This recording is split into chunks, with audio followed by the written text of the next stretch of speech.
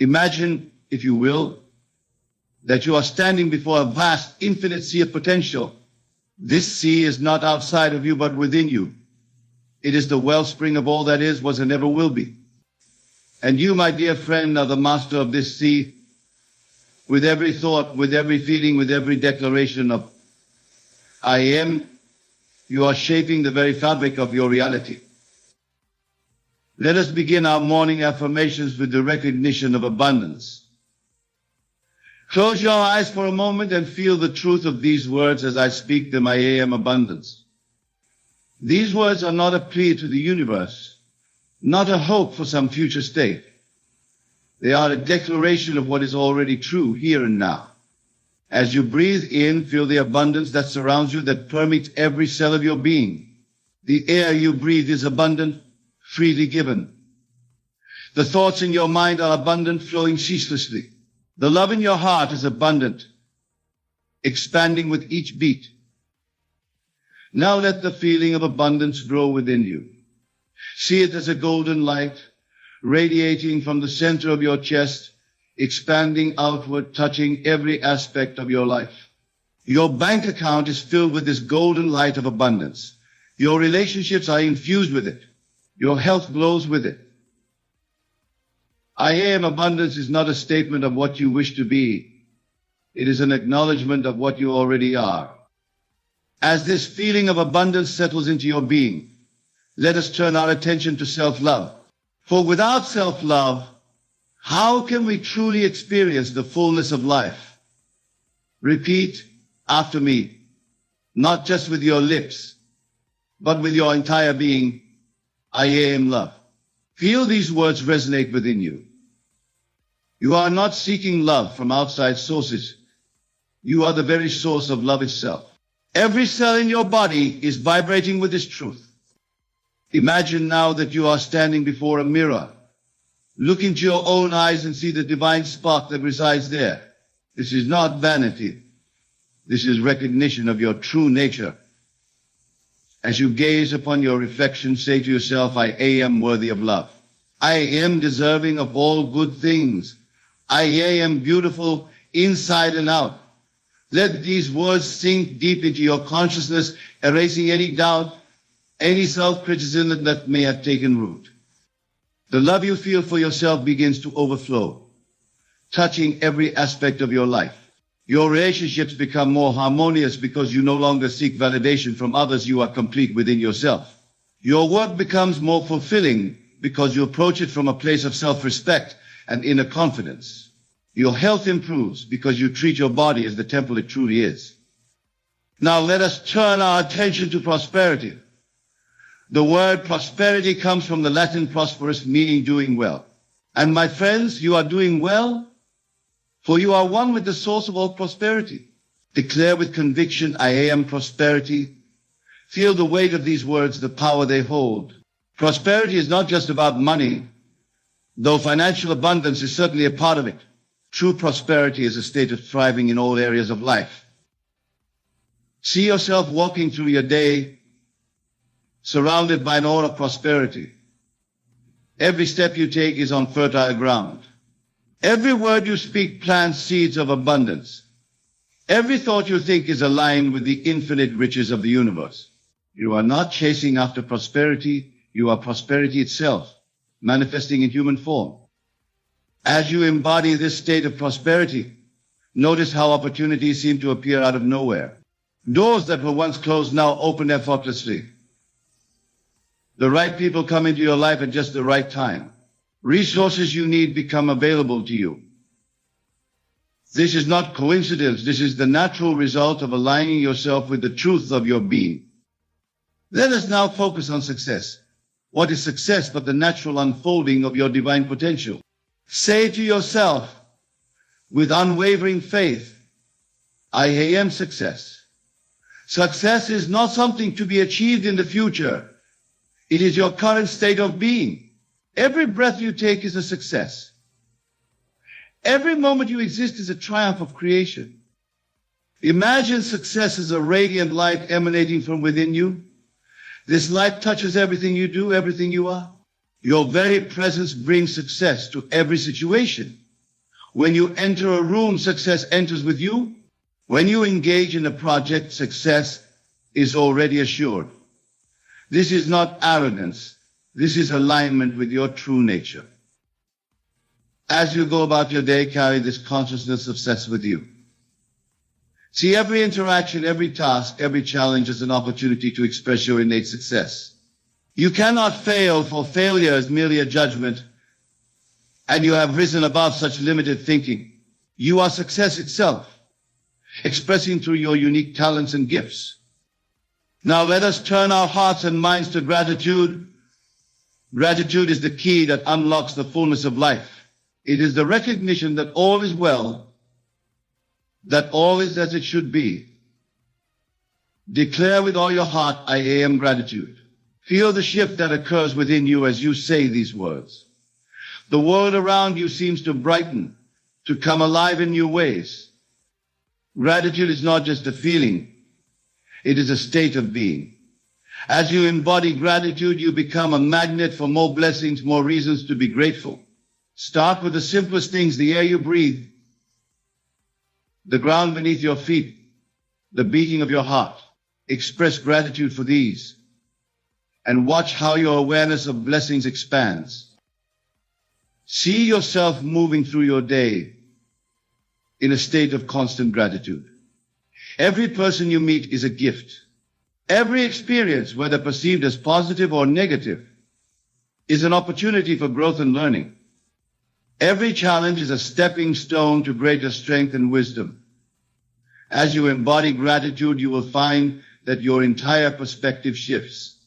What once seemed ordinary now reveals its extraordinary nature. My dear friends, as we continue this morning's affirmations, let us delve deeper into the power of the I am statement. For in these two simple words lies the secret to transforming your entire existence. When you declare I am, you are aligning yourself with the creative force of the universe. You are stepping into your role as a co-creator of your reality. Let us now explore how these affirmations of abundance, self-love, prosperity, success, and gratitude create a tapestry of a life well lived. For each of these aspects is not separate from the others, but rather interconnected, each supporting and enhancing the others. As you declare, I am abundance, feel how this naturally flows into self-love. For when you recognize the abundance within and around you, how can you not love yourself? You are a vessel for this abundance, a channel through which it flows into the world. Love yourself for this sacred role you play in the grand design of life. And as self-love grows within you, watch how it nurtures the seeds of prosperity. For when you truly love yourself, you naturally align with experiences and opportunities that reflect this love back to you. You no longer settle for less than you deserve in your relationships, in your work, in any area of your life. Prosperity becomes your natural state, for you are in harmony with the abundant nature of the universe. Prosperity, in turn, supports your success. When you no longer worry about lack, when you know in the depths of your being that all your needs are always met, you are free to focus on expressing your unique gifts. Success is no longer a destination to be reached, but a journey to be enjoyed. Every step you take is a success because it is an expression of your true self. And with success comes an even deeper sense of gratitude. You are grateful not just for what you have, but for who you are. You are grateful for the journey, for the lessons learned, for the growth experienced. This gratitude then circles back, reinforcing your sense of abundance, and the cycle continues, ever expanding, ever enriching your life. Now, let us take a moment to address any doubts that may arise as you practice these affirmations. It is natural for the human mind to question, to doubt, to resist change. But remember, these doubts are not your true self speaking. They are old patterns, old beliefs that no longer serve you. When doubt arises, do not fight it. Instead, observe it with compassion and understanding. Then, Gently but firmly replace it with your I am affirmation. If a voice within there says, but I'm not really abundant, respond with, I am abundance itself. If it whispers, I don't deserve love, counter with, I am love incarnate. This is not denial of your current circumstances. It is a recognition of a deeper truth, a truth that exists beyond the temporary conditions of your life. You are not lying to yourself. You are aligning yourself with your true nature, your divine essence. As you practice these affirmations, you may find that your external circumstances do not change immediately. This is perfectly normal. Remember, you are working at the level of cause, not effect. The outer world is a reflection of your inner state. And it may take time for this reflection to fully manifest. But even as you wait for the outer changes, notice the inner transformation that begins immediately. Notice how you feel more centered, more peaceful. Notice how you begin to see opportunities where before is only obstacles. Notice how your relationships become more harmonious, how your work becomes more fulfilling. These inner changes are the true measure of your progress. For as you change within, the outer world cannot help but reflect this change. It is law, as immutable as gravity. Your task is simply to hold steady in your new consciousness, to persist in your declarations of I am, regardless of appearances. Let us now explore how these morning affirmations can be integrated into your daily life. For these are not mere words to be recited and then forgotten. They are seeds planted in the fertile soil of your subconscious mind, seeds that will grow and bear fruit if nurtured consistently. Begin each day with these affirmations. As you wake, before your feet touch the floor, declare I am abundance. I am love. I am prosperity. I am success. I am gratitude.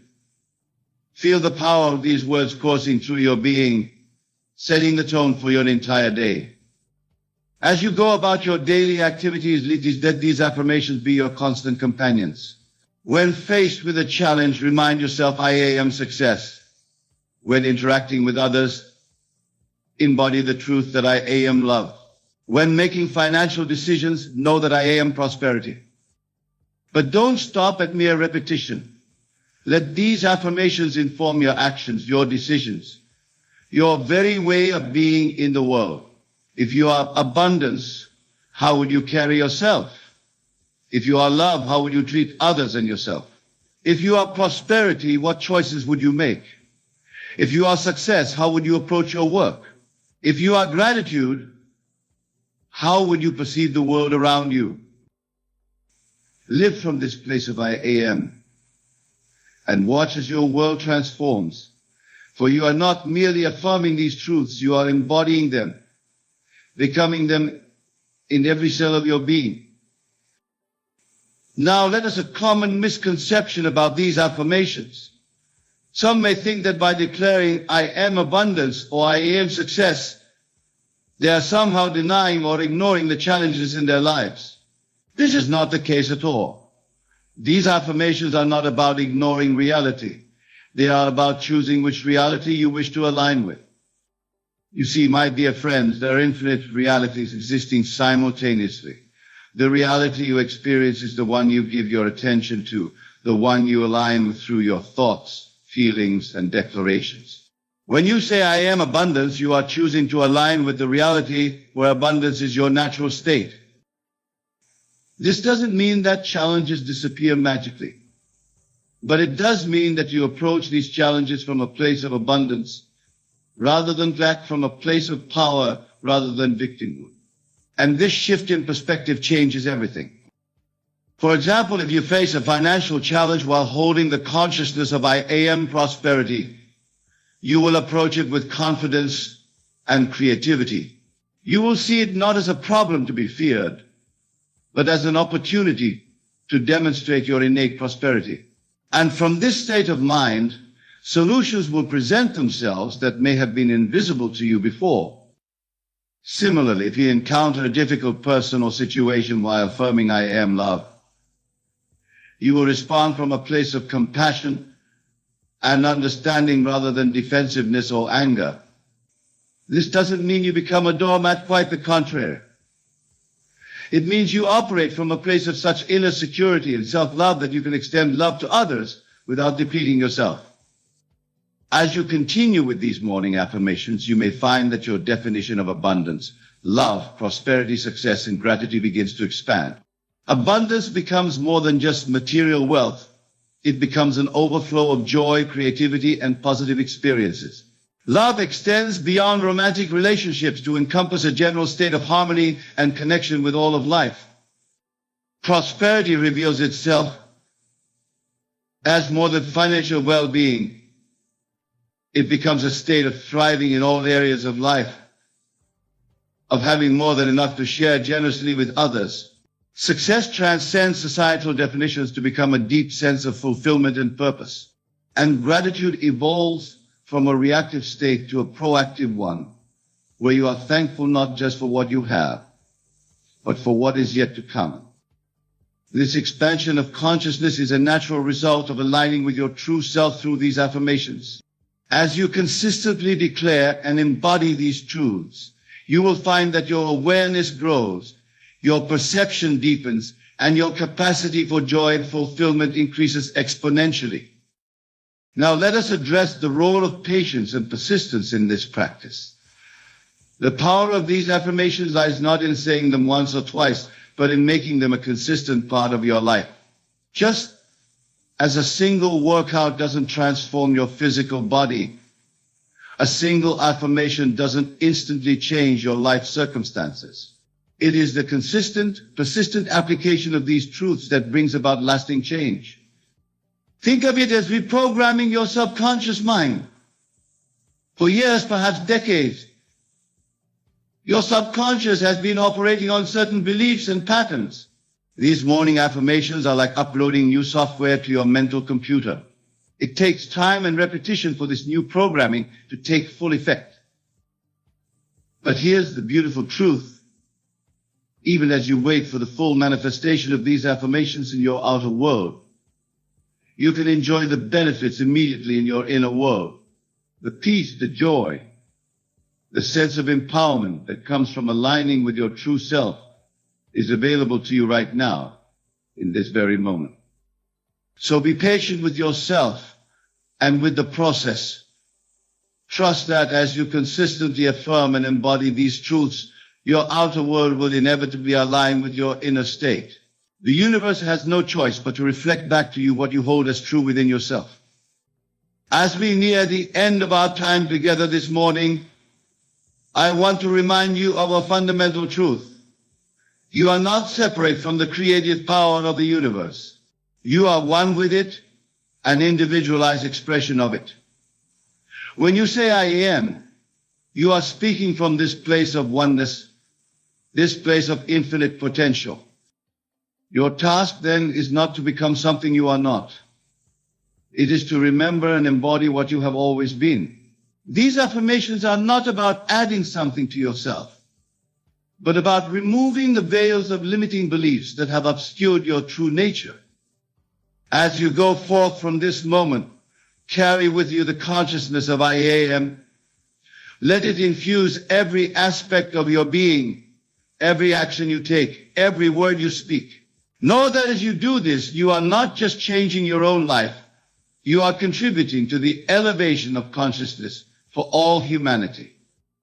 For we are all connected, all part of the same infinite sea of consciousness. As you rise, you lift others with you. As you embody abundance, love, prosperity, success, and gratitude, you make it easier for others to do the same. This is your gift to the world, your unique contribution to the evolution of human consciousness. And so, my dear friends, I leave you with this final affirmation: I am the light of the world. Feel the truth of these words. You are not just a physical body, not just a personality, not just a collection of experiences and memories. You are the light of consciousness itself, shining brightly in this world. Let this light shine forth in all that you do. Let it guide you in your decisions, in your relationships, in your work. Let it be a beacon of hope and inspiration for all who cross your path. For as you recognize and embody your true nature, you give others permission to do the same. Remember, the power to transform your life lies within you. It always has, and it always will. These morning affirmations are simply a way of tapping into that power, of bringing it to the forefront of your awareness. Use them wisely, use them consistently, and watch as your life transforms in miraculous ways. Go forth now, embodying the truth of your being. Declare with confidence and joy, I am abundance. I am love. I am prosperity. I am success. I am gratitude. Let these words be your constant companions, your guiding light, your very breath. For you are all of these things and more. You are the infinite potential of the universe, expressing itself in human form. Embrace this truth, live from this awareness, and watch as your world transforms before your very eyes. And always remember, my dear friends, that the greatest affirmation of all is simply this, I am. For in these two words lies the power to create worlds, to shape realities, to manifest dreams. You are the I am, forever and always. Let this be your morning song, your daily meditation, your eternal truth. As we conclude our time together, I want you to take a moment to feel the energy that has been generated through these affirmations. Feel the vibration of truth resonating within you. This energy is not separate from you, it is you. It is the essence of your being awakened and activated through your conscious recognition and declaration. Carry this energy with you throughout your day. Let it inform your thoughts, your words, your actions. When you encounter challenges, remember that you are the I am that is greater than any obstacle. When you experience moments of doubt, recall the truth of your being. Abundance, love, prosperity, success, and gratitude incarnate. As you move through your day, be aware of the subtle shifts that occur within you and around you. Notice how your perception changes, how your interactions with others become more harmonious, how opportunities seem to align effortlessly with your desires. This is not coincidence, it is the natural result of your alignment with your true self. Remember that this practice of morning affirmations is not a one-time event, but a lifelong journey of self-discovery and self-realization. Each day brings new opportunities to deepen your understanding, to expand your consciousness, to more fully embody the truth of your being. Embrace this journey with joy and anticipation, knowing that each step brings you closer to the full expression of your divine potential. Finally, as you go forth from this moment, know that you carry within you the power to transform not just your own life, but the entire world. For as you embody these truths, you become a living affirmation, a walking testament to the power of the I am. Your very presence becomes a blessing. You're like a sacred gift to all of creation. Go forth then and be the light that you are, shining brightly for all to see. The greatest truth that man must realize is that we are all gods, orchestrating our own cosmic play upon the grand stage of existence. Our consciousness does not simply observe this world, but literally sustains and creates it moment by moment. We are the poets crafting the epics of our lives. To reprogram your mind and shift your energies towards success is not to undertake some arduous lifelong journey. It is simply to awaken to your true nature as the authors of your respective universes. When you shed the blinders of doubt and limitation, you will see that the attainment of your fondest dreams is not some improbable aspiration, but your natural state of being. You need only conceive of the desire you wish to unleash into this world, and through the deliverable magic of your imagination, you make it so. The world around you in all its immensity and sensory tangibility is simply solidified consciousness. It conforms to the contents of your marvelous mind, which possesses the awesome power of reshaping form itself. Let me repeat that again. For it is a truth so profound, so revolutionary in its implications, you must let its enormity fully penetrate your consciousness. You are the operant power animating not only your circumstances, but every facet of your experienced reality. You are the cosmic dreamer conjuring universes into existence. To know this as an intellectual concept is one thing, but to ingrain and add its truth into the very fabric of your being is to unlock your divine thermal clear power. It is not through soulless techniques or mental trickeries, but by a perfect absorption into the certainty of being that you reprogram your mindset toward boundless achievement. Imagine what fires could be stoked within you if you realize that every finite impression you perceive is but a shadow resonance of infinite capacities stirring within your immortal being. That the creations you behold, splendid as they are but a dim foreshadowing of the kaleidoscopic wonders brewing in your subconscious depths, yearning to burst forth into objective manifestation. The pyramids, the symphonies, the cathedrals and empires of this world that so eminently impress the senses, these are but faint mirrorings of your spiritual inferno, dream realms that will one day pulse into palpable substance. For within you dwell worlds upon worlds, galaxies waiting to be born from your imagination's matrixal womb. Success, my friends, however you personally define it, is not something you pursue and capture like a fleeting animal in the wilderness. It is your natural state of being once you become keenly aware of the infinite bundles of power and potential throbbing within your very soul. The great sages and avatars throughout the ages realized that desires automatically achieve consummate expression simply by their being conceived and firmly occupying one's consciousness. Jesus was able to resurrect and transfigure his flesh because he operated with a spiritual continuity, that he was the Son of God, that he was one with the creative principle animating all existence. Those who mastered and activated the power of their subconscious faculties became outright alchemists, able to reshape molecules and attenuate matter into new forms and realities.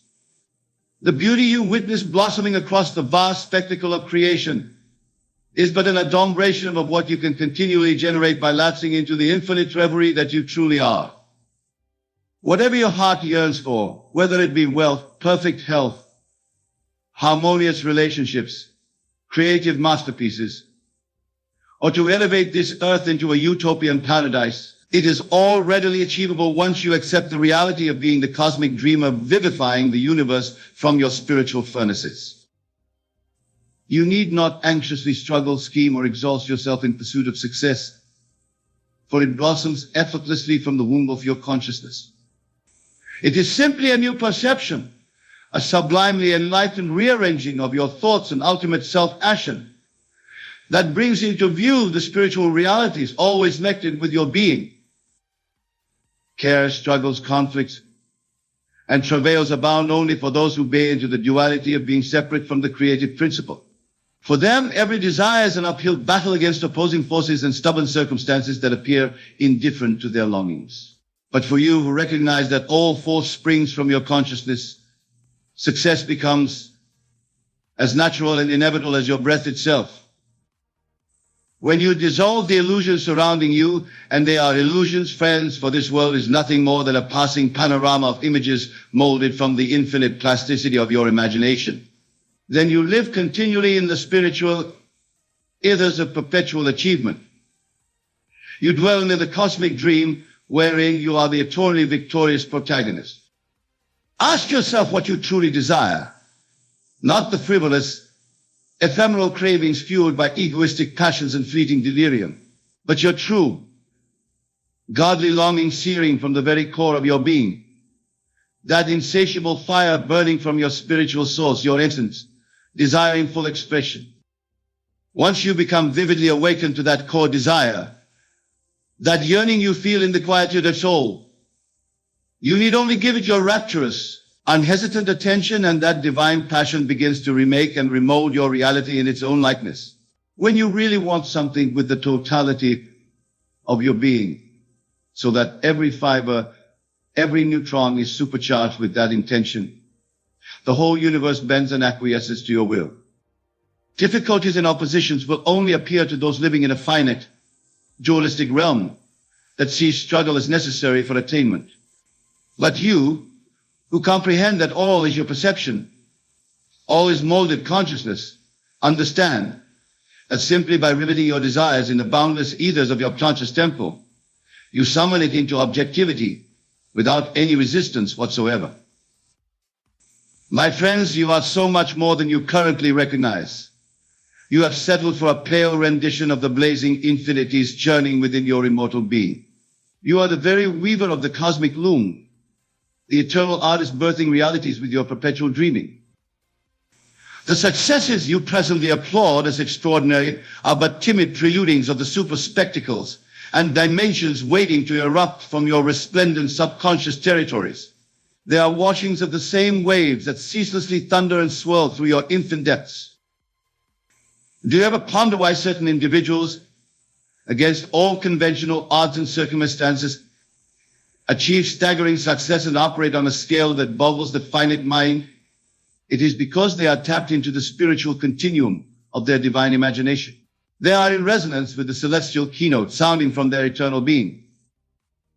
Every true genius, avatar, and master creator is one who merely discovers how to get themselves out of the way and become a clear window for the infinite source currents to pour through their human vessel.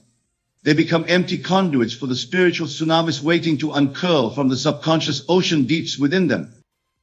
Such self-surrender and hollow entrancement into the depths of their being allows creators unbridled access into the prodigious wellsprings from which dreams, visions, inventions, and new realities are birthed into manifestation.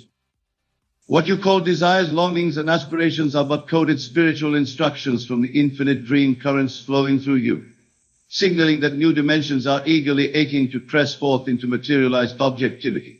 Each pure passion that sears through you is the blaze announcing that untrodden universes are anxiously awaiting to incarnate from your imagination's radiant furnaces. Your true self is formless light, an infinite labyrinth of creative and universal quintessence shaped into a resplendent being for the precise purpose of exploring, manifesting, and giving full expression to the boundless treasures encoded within your subconscious wonders. Countless civilizations, masterworks, and entire galaxies have been in fetal form, dormant within the limitless potencies you now call your human self. But you are far vaster, far more prodigious than the scant entities you presently ascribe to the limited personas you temporarily inhabit. You are inexhaustibly creating because you are creation itself. Your inherent nature is constant imaginative exuberance, an eternal dreaming of newer, grander, multidimensional experiences. To cease projecting forth fresh realities through your concentrated imaginations would be to extinguish the core of your ontological existence. I tell you, friends, the world that so solidly appears around you is merely a shadow realm, a brief cosmic day residue formed from the subconscious night reality simmering within you. What you presently behold with your senses is simply the ephemeral atmosphere sandwiched between the dream-swept eternities of your being. Your imagination is the umbilical cord that forever binds you to the fecund womb of the infinite. Through its brilliant paradox of manifesting forms while remaining formless, it draws ever new and wilder expressions of immanence up from the celestial abyss. You are not truly born until you realize your innate power of resurrection, of perpetually being conceived anew through the wondrous dreamings of your boundless imagination. To be twice born is not a poetic metaphor, but the literal shedding of your causal, limited identity, and surrendered embodiment of your immortal created infinitudes. Those who walk this earth as so-called enlightened masters are merely those who have merged their sense of personhood into the perpetual dream state of the Kleshu. They have liberated themselves from restricting identities into the blissful continuity of imagination as their core consciousness and mode of operation. Through their realization that unbroken dreaming is their inherent state, they have become boundless radiances, infinite sources of creativity, abundance, and inspiration, eternally remolding their environments into kaleidoscopic raptures of materialized ideation. The instant you feel yourself firmly rooted in the adamantine truth that you are a cosmic creator dreaming universes into fruition, the yoke of limitation, anxiety, and every earthly care are dissolved from upon your being. You will have already entered into the imperishable paradise worlds, where every aspiration is satisfied by a mere whim of your imagination. My words may strike chords of incredulity or skepticism within you, but I urge you to consider this deeply. If you buy into the universal dream that you are separate from the creative source of existence, then you are forever doomed to live out that mental construct of souls anguished by unrealized desires and perpetual yearning. But if you fully embrace that you yourself are the wellspring of perpetual creation, the God-mind Jose imagination is what has conjured this present realm into tangibility, then the shackles of deficiency, want, and struggle instantly vanish from your being. You begin dwelling in the conscious paradise of your subconscious depths, where you are free to perpetually manifest your dreams into objectification. I urge you to have no hesitation, to slough off trepidation and the fear of appearing deluded, and take an audacious plunge into the depths of your infinite being. I implore you to fully surrender to the certainty that the consciousness animating your perceived existence is the same prodigious power that materializes all worlds. Persist in this assumption, this solemn attunement and merging with the inexhaustible deeps of your imagination, and you will find yourself gradually awakening to unprecedented degrees of creative power. Lucrative opportunities, unimaginable experiences, and realities of abundance and fulfillment will spontaneously burst forth into your existence. The gates separating you from the highest heavens of manifestation will disintegrate, for you will be perpetually rooted in the ever-spiraling dream cycle that continually regenerates creation into newer states of beauty and magnificence. Whatever the goal or vision that ignites your soul passions, cling to it tenaciously. Nurture and amplify its presence within your consciousness until it overshadows all else and consumes your entire reality with its spiritual charge. Then simply remain faithful, poised, and continually immersed in its all-pervading atmosphere. Before long, you will witness the laws of spiritual gestation mirroring your pregnant ideations into materialized expression. Your thoughts hollowing outward into solidified circumstances, as irresistibly as an oak tree unfurling from the subtlest acorn seed. The whole world was dreamed into existence by the indomitable subconscious forces of the cosmic imagination. And you are forever plugged in into and nourished by that same inexhaustible psychic power source from which all creation issues forth. You are a particle of that infinite dreaming mind, and thus in you are contained all its godly potentialities.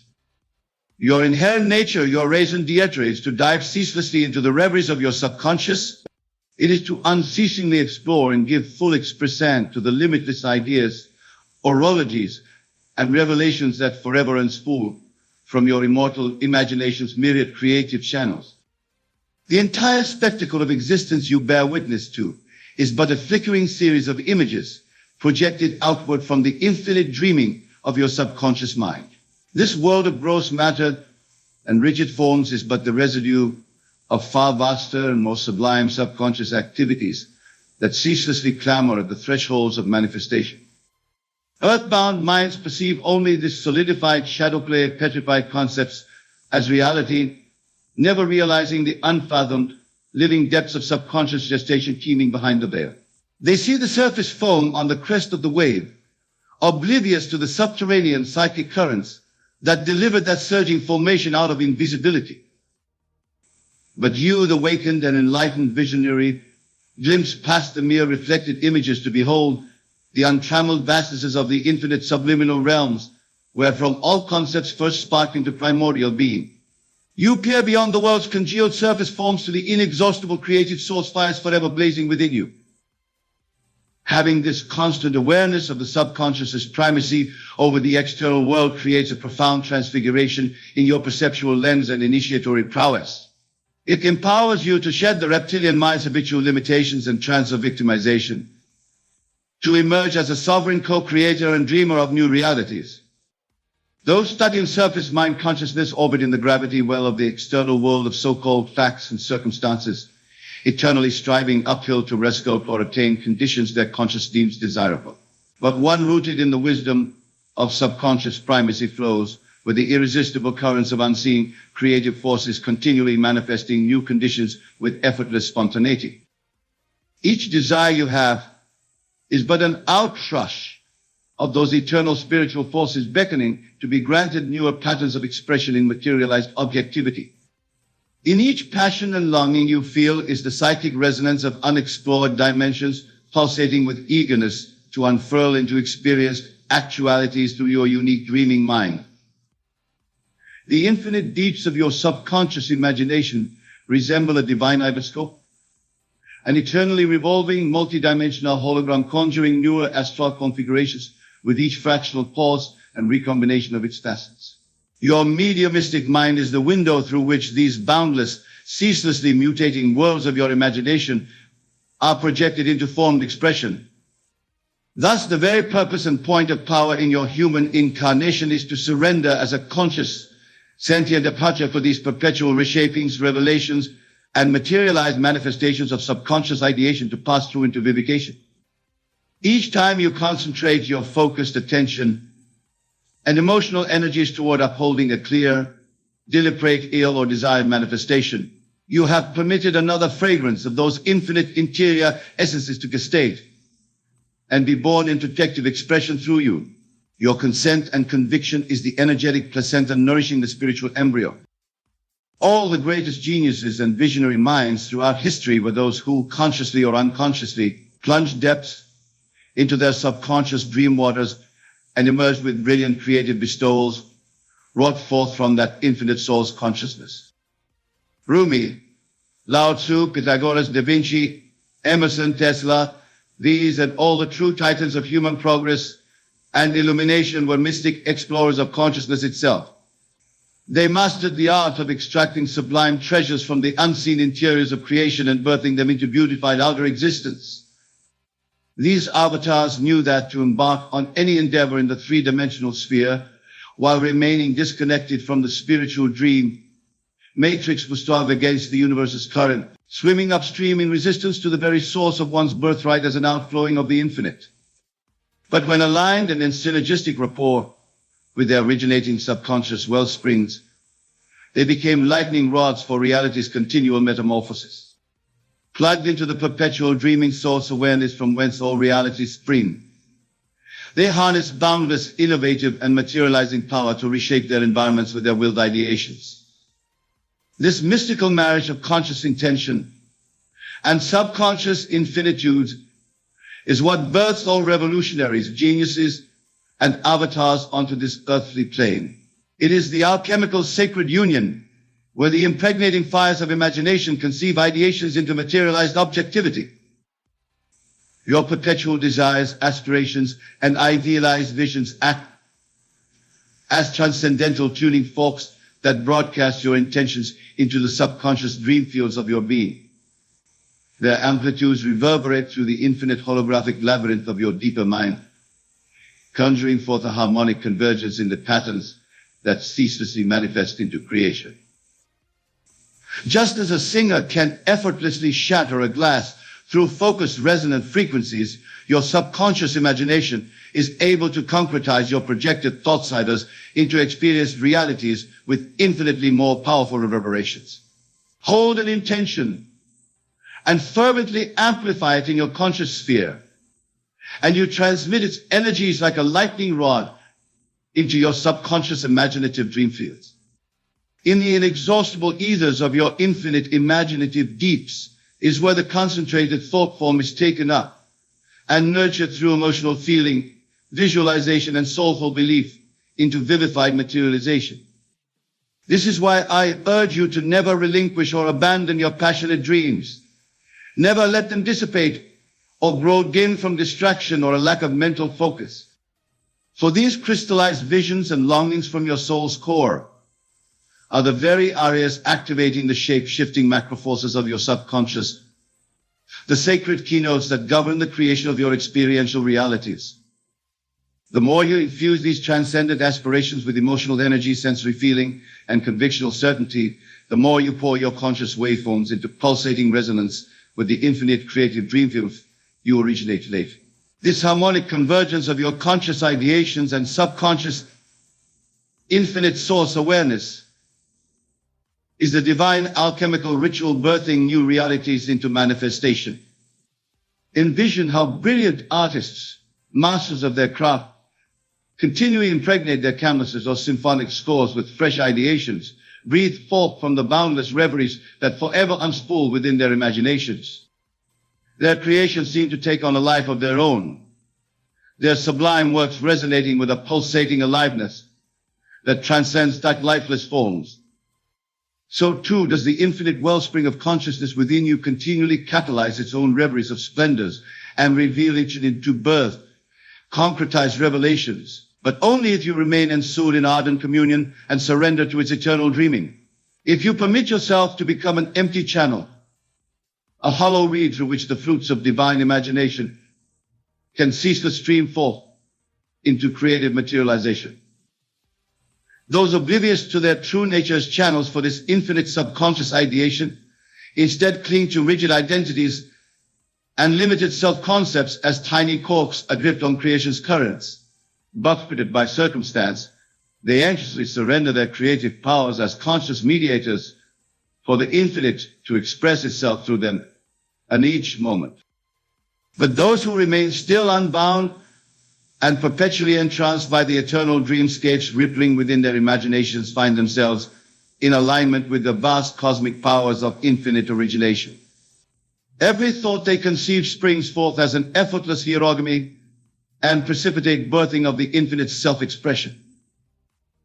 Form itself dissolves into liquidity, ceaselessly reshaping itself in resonance with the subtlest nuances and intentionalities rippling forth from their inwardly enthralled awareness. They find themselves spontaneously manifesting realities, experiences, and abundance from the interiors of their perpetually dreaming imagination. The entire universe itself is simply the perpetual wave patterns and precipitation of an infinite ocean of intelligent dreaming energy.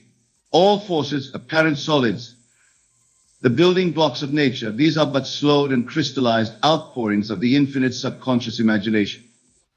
As a conscious human being, you are an immortal cell cradled within the womb of that infinite cosmic imagination. When you remain aware of your positioning within that eternally dreaming source, you become suffused with its birthing potential. Its boundless reveries perpetually gestate through the particularized lens of your unique perceptual identity. You are the imagination of God itself come into individuated awareness, yet eternally plugged into the boundless dream matrix birthing all worlds. What you actualize in your material incarnation is ultimately a projection and symbolic mirroring of the subliminal ideation and creative archetype, crippling throughout the infinite Gothic hologram of your divine source. All too often, the human mind is rigidly conditioned to fixate its locus of identity solely on the reflected, materialized art picturings of this world alone. It takes the frozen, crystallized residue left behind as the only true substance and supreme reality from which all else issues forth. But the enlightened individual is perpetually conscious of the primacy of the animating source field's currents and infinite dreamscapes continuously emanating from divine ideation, a vast wellspring of ever-recreating potential that continually births materialized realities with each progressive cycle of manifestation. What the spiritually oblivious see as fixed forms, solids, and the ultimate external reality of physicalized phenomena are just the fleeting, ephemeral crest of a wave that inexhaustibly roils up from the subconscious continuum. This external realm is but a lagging, materialized after effect, a petrified reflection of far vaster unseen activities perpetually irradiating in the infinite dream fields of creation. When you make this profound shift in your perspective and identification, you no longer aid from the limited surface lens of ephemeral materialism. You come to reside in the primacy of your own consciousness as the eternally dreaming source and gateway through which all creative ideations must first be seeded in order to take root in experience. No longer are your powers of conception, imagination, passion, and desire relegated to the subordinated backseat of reality. Instead, you operate from the profound awareness that your consciousness itself, imbued as it is with emotive energies, focused intention, and amplified visualization, is the very womb and wellspring that continually recreates the fabrics of your relative experiential spheres. This renders the individual consciousness as the supreme fulcrum of creative leverage, the portal through which infinite idealizations and imaginative reveries are forever being translated from abstract potentiality into densified materialization. No longer trapped behind the veil of illusion that the external world is the prime creator to which you are subservient. You come to viscerally understand that your conscious imagining and subconscious communion births that which appears outside of you into concrete manifest presence. The entire infinitude of creation, past, present, and extending into the farthest dimensionalities of futurity, lies within the depths of your infinitude as a perpetual continuum of materialization. In this eternal rarity of potential and infinitude are encoded the archetypal seed prints and quintunes for all perceivable phenomena.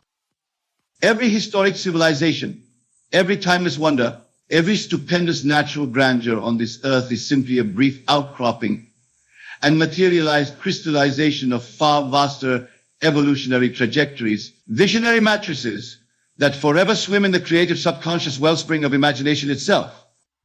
Wealth, success, fulfillment, splendor, these are not hallowed prizes hoarded only for a minute few who successfully navigate the obstacle courses and uphill struggles of external life. These are your intrinsic birthrights, for they are birthed from the essence of your very being as an eternal fountain of creative ideation. Your true source exists in the rich dream waters of subconscious ideation. As an infinite entity, you are continually conceiving, desiring, and imaginatively shaping new realities into objectified materialization simply through the ceaseless outpouring of the innermost heart's passions. Truly anything you can envision with vividness, elevated emotions, and palpable sensory feeling, you already birthed its spiritual archetype and manifestation through your creative subconscious imagination. Its objectification is then but a matter of remaining centered in fervent contemplation of its radiant ideal template and allowing its materialized issues to condense. What you call the pursuit of success, wealth attainment, relationship goals, or any other heartfelt longing is but the active projection of your concentrated ideations into the infinite dream realms of subconscious manifestation. When you harness and direct your conscious mind to these aspirations with passionate clarity, you continually seed their metaphysical germs into fertile actualization. The more ardently and ceaselessly you unfold this process, the more rapidly they congeal into densificated objectification in your experiential reality. The intensity of your imaginative visualization, emotional tenor, and conviction quite literally burst them into material embodiment. You can actualize wealth, abundance, unconditional love, self-mastery, creative epiphany, ecstatic expansion, anything conceivable in the holographic projection booth of your consciousness and contemplation, in seeming miraculous synchronicity once you inhabit the deeper awareness of being the subconscious source, presence from which all external effects flow. When you live and operate from this holistic metaphysical premise, you are no longer hypnotized by the limited idolatries of surface phenomena. You no longer anxiously strive vainly toward the inevitable dissolving mirages of ephemeral objectifications, for you understand that you yourself are the infinite wellspring of imagination, from which all manifestation originates. You cultivate your intentional dreaming, visualization, soulful feeling, and absolute conviction as the creative process through which revelatory worlds flower into existence through you. You no longer fall under reactive entrancement to residues and after ifs, but instead activate creative causality itself through the prodigious gateways of your sublime imagination.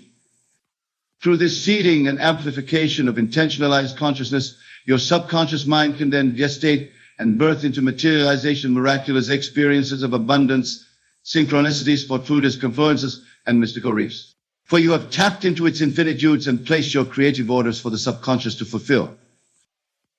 Jesus demonstrated his mastery of this process when he amplified with the fullest emotional feeling and soulful conviction his transcendent identity as the Son of God. From this elevated ideal perspective, he then accessed miraculous powers of external manifestation, levitation, transfiguration, resurrection by the sheer effort of his thoughts and imaginal contemplation alone. This is not mystical legerdemain or occult smoke and mirrors.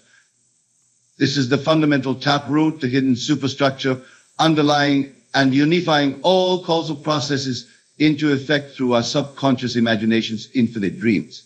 All apparent phenomena is the net result of these omnipresent dreaming equations we ourselves have authored at the deepest recesses of our souls.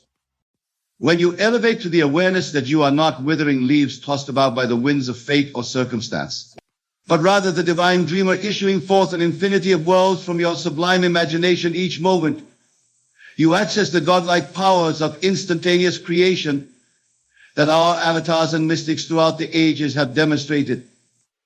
It matters not whether you have believed yourself wealthy or destitute previously. By holographically meditating upon your infinite abundance, through substantialized visions and imaginative immersions, you can remold your subconscious projections to precipitate forth its vivifying attainment through your reality's continuum. Equally, do not remain beleaguered or constrained by past deficiencies in health, relationship dynamics, or any other heartfelt aspiration. By vividly centering your divine imagination upon idealized visions of wholeness and fulfillment, suffused with profound emotional charge, you literally issue forth the ethereal blueprints from which these sublime conditions materialize into your experiential field.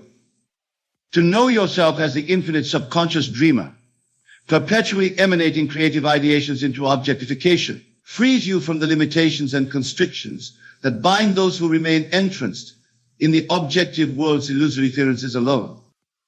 Those oblivious to their transcendent identities can only react to external circumstances, struggling valiantly yet futilely against their own unconsciously created circumstances.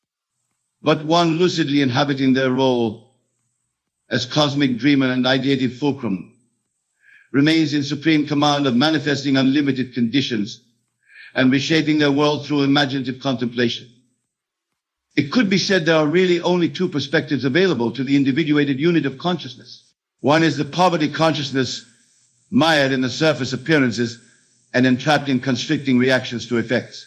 The other is the enlightened awareness of your being, the Gnostic fountain of causes, the master dreamer whose consciousness seeds, shapes, and births all apparent phenomenal effects into concrete materialization. Those shackled to the surface mind's poverty consciousness perceive only through the senses hallucinations and emotionality are based on past impressions. Their view of reality remains stifled based on old archaic programs of limitation that became solidified through repetitive imaginative reinforcement. But the God-conscious co-creator comes upon the scene newly born in each present moment. They carry no encumbering baggage of beliefs or definitions to circumscribe the vital infinitudes flowing through him. Their perceptions are revitalized continually through intuitive imaginative influxes seeded directly from the infinite source. The poverty-trapped simply recycle stagnant pools of past accumulated impressions, feelings, and felt beliefs about themselves in an endless feedback loop. Their dreams and future expectations remain hopelessly quarantined and predicated upon previous fear-sown experiences. But you awaken to your supreme identity as the cosmic dreamer, ideative source presence, and perpetual birth aperture for infinite consciousness. You have rent asunder the veils of limitation and superstition that restrain your liberated creative powers.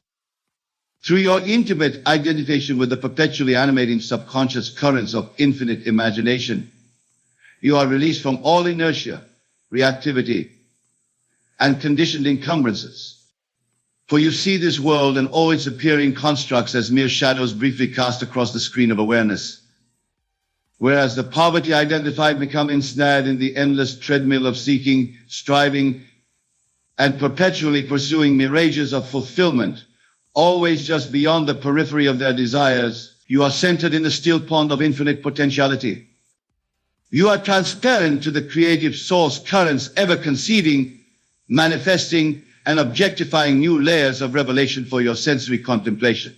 There is no chase, no endless becoming, for you have collapsed all false dualities of separation to awaken into repose as the creative overmind, overseeing all particularized materialization. Rather than pursuing success, fulfillment, abundance as distant goals to be achieved in some ever-elusive future, you declare your immutable presence as the cosmic success, the eternal spirit of infinite fulfillment, and creative continuum. You inhabit your crown as limitless imagination itself. And from this sublime vantage breathe forth streams of ideation that materialize all qualities of splendor, freedom, and self-mastery into perpetual objective embodiment. From this enlightened summit, you no longer need search or quest outwardly for the solutions, treasures, and self-realization you inwardly contain in abundance. For you are the infinite wellspring of all these riches, the master dreamer who pervades and orchestrates every outward manifestation you eternally witness in your kaleidoscopic vision. Material wealth, health, self-actualization, creative breakthroughs, these radiate not as accomplishments or linear endpoints achieved through diligent striving, but instead as perpetual outpourings and fractal unfoldments of your eternal imagination's ceaselessly materializing potencies. There are no deficiencies or lacks, no wounded areas of being requiring arduous healing. For each new eternal moment resurrects you fully birthed, fully replenished in the waters of imaginative infinitude. Only by clinging to ideas of limitation inherited from past impressions do you constrict the sublime revelations unceasingly ideating from your divine consciousness. This conceptual clarification alone, that ultimate realization that your identity and awareness originate not from finite sources, but are themselves the infinite things like from which the effluxes of manifestation perpetually holographically unfurl, harbors the key to your supreme, unlimited creative empowerment. My friends, you are far vaster and more miraculous beings than you currently recognize. The blinding light of your spiritual grandeur shines so dazzlingly that it outshines the pale phenomenal world your ordinary mind fabricates as its sense reality. But with inner illumination and reverential introspection, you awaken to the staggering significance of what you are, the infinite source subjectivity from which all objects and worlds stream forth. You are the cosmic dreamer, whose numinous visions materialize as vast experiential dreamscapes for your sensual immersion. Your true self is not a tiny entity confined to a physical vessel laboring ardently yet endlessly toward elusive fulfillments and terminating in eventual decay. You are in fact pure, creative subjectivity itself, from whose pregnant potencies even the immensity of a universe constantly flows into ceaseless revivification. When you inhabit this sublime recognition, this impregnating of your consciousness with the truth that you are the divine imagination, you become plugged into the nourishing currents of infinite origination itself. The limitless continuum becomes the divine nectar nourishing your human incarnation toward greater and greater blossomings of actualization.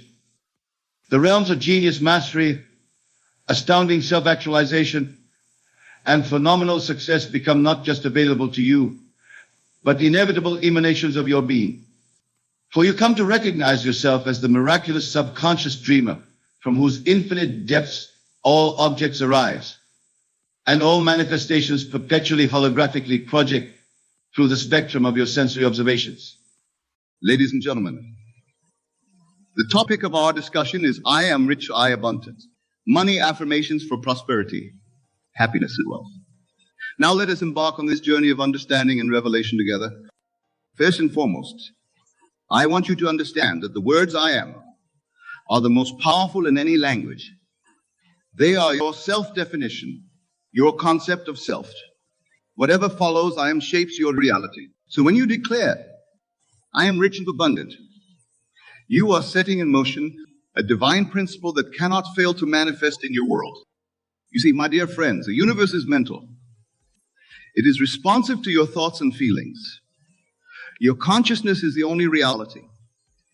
What you perceive as your physical reality is nothing more than an outward picture of your inner assuming. Therefore, to change your world, you must change your concept of self. Now let us delve deeper into this principle. When you say, I am rich and abundant, you are not merely repeating words. You are making a declaration to the universe. You are impressing your subconscious mind with a new concept of self. And your subconscious mind, being impersonal, will accept this new concept and begin to work tirelessly to bring it into manifestation. But remember, it's not enough to simply say the words. You must feel the truth of them. You must live from the end. What do I mean by this? I mean that you must assume the feeling of the wish fulfilled. You must feel now what you would feel if you were already rich and abundant. Imagine for a moment that you are indeed rich and abundant. How would you feel? Would you feel secure, confident, generous? Allow yourself to fully embody these feelings. For it is the feeling that gives life to your words. It is a feeling that impresses your subconscious mind. Now, some of you might be thinking, but Neville, I'm not rich. I have bills to pay. I have debts. How can I feel rich when my current reality shows me otherwise? And to this I say, your current reality is nothing but the harvest of your past thoughts and feelings. It has no power over your future unless you give it power by continuing to dwell on it. Instead, I urge you to live in the end. Make your future dream a present fact by assuming the feeling of the wish fulfilled. For assumption, though false to the outer world, if persisted in, will harden into fact. Let me share with you a principle that has transformed countless lives. It's called the law of reversibility. This law states that if a certain state produces a certain outer condition, then that outer condition must, in turn, produce that state. In other words, if feeling rich produces wealth, then wealth must produce the feeling of being. Now here's the cake. You don't have to wait for the outer condition to feel the inner state. You can start now. You can feel rich now, regardless of your current bank balance. And as you persist in this feeling, you will begin to see your outer world change to match your inner state. This, my friends, is the true secret of wealth creation. It's not about working harder or smarter. It's about changing your concept of self. It's about embodying the state of wealth and abundance now, in your imagination. Remember, your imagination is the gateway to the subconscious. What you imagine with feeling, your subconscious accepts as reality. And once your subconscious accepts something as reality, it begins to work day and night to bring it into manifestation. Do you imagine yourself as rich and abundant? Can you feel the security, the freedom, the joy that comes with true wealth? Can you walk through your day, interact with others, make decisions from the standpoint of being wealthy? If you can do this, if you can live in the end, feeling the reality of being rich and abundant now, then I tell you truly, wealth and abundance must come to you. It is law. Now let's talk about the power of affirmations. When you say, I'm rich and abundant, you are not trying to convince yourself of something that isn't true. You are declaring a spiritual truth. You are aligning yourself with the infinite abundance of the universe. You see, abundance is your natural state. The universe is infinitely abundant. And you, being one with the universe, are also infinitely abundant. Any lack you perceive in your life is simply a misalignment with your true nature. By affirming, I'm rich like abundant, you are realigning yourself with your true nature. You are claiming your divine inheritance. You are stepping into the flow of universal abundance. But remember, affirmations are not magic spells. They're not about repeating words mindlessly. They're about feeling the truth of the words. They're about embodying the state you desire. When you say, I am rich or abundant, feel the truth of it in every cell of your body. Feel the excitement, the gratitude, the joy of being rich and abundant. Let this feeling permeate your entire being. And as you do this, watch how your world begins to change. Watch how opportunities for wealth creation begin to appear in your life. Watch how your relationship with money transforms. You see, when you truly feel rich and abundant, you begin to make decisions from a place of abundance rather than lack. You begin to see opportunities where before you saw only obstacles. You begin to attract people and circumstances that align with your new concept of self. Now let's address a common misconception. Many people believe that to be spiritual, one must reject material wealth. They believe that money is somehow unspiritual or dirty. But I tell you that such beliefs are not based on truth. They are based on a misunderstanding of the nature of the universe. The universe is abundant. Nature is abundant. Look at a single apple tree producing hundreds of apples, each containing multiple seeds, each seed capable of producing another tree. This is the nature of the universe. And you, being one with the universe, are meant to experience this abundance in all areas of your life, including your finances. Money is simply a symbol of exchange. It is a tool. And like any tool, can be used for good or ill, but the tool itself is neutral. It is our consciousness that gives it meaning. When you declare, I am rich and abundant, you are not being greedy or materialistic. You are aligning yourself with the natural abundance of the universe. You are preparing yourself to be a channel through which abundance can flow, not just for yourself, but for others as well. For true wealth is not about hoarding. It's about flow. It's about giving as well as receiving.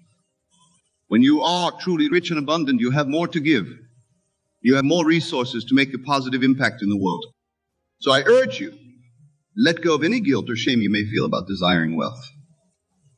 Embrace your desire for abundance. For in doing so, you're embracing your true nature.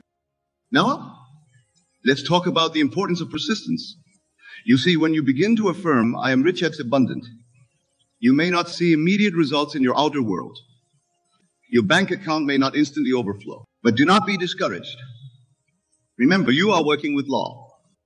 Just as a farmer doesn't plant a seed and expect to harvest the next day, you must give your new concept of self-time to bear fruit. The seed has been planted in your subconscious mind. Your job now is to nurture it, to water it with your continued assumption, your continued feeling of being rich and abundant. This is where many people fail. They start with enthusiasm, affirming their new state. But when they don't see immediate results, they give up. They revert to their old concept of self, their old patterns of thinking and feeling. But I tell you this, persistence is key. You must persist in your new assumption until it hardens into fact. You must live from your desired state, regardless of appearances, until your outer world conforms to your inner conviction. Remember, your outer world is nothing but a reflection of your inner state.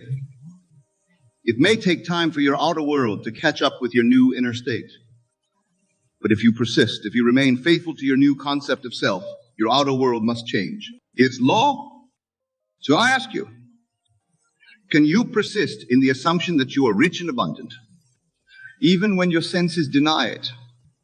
Can you continue to feel wealthy and prosperous, even when your bank account says otherwise? Can you live from the end, feeling the joy and gratitude of being rich and abundant, even before it manifests in your physical reality?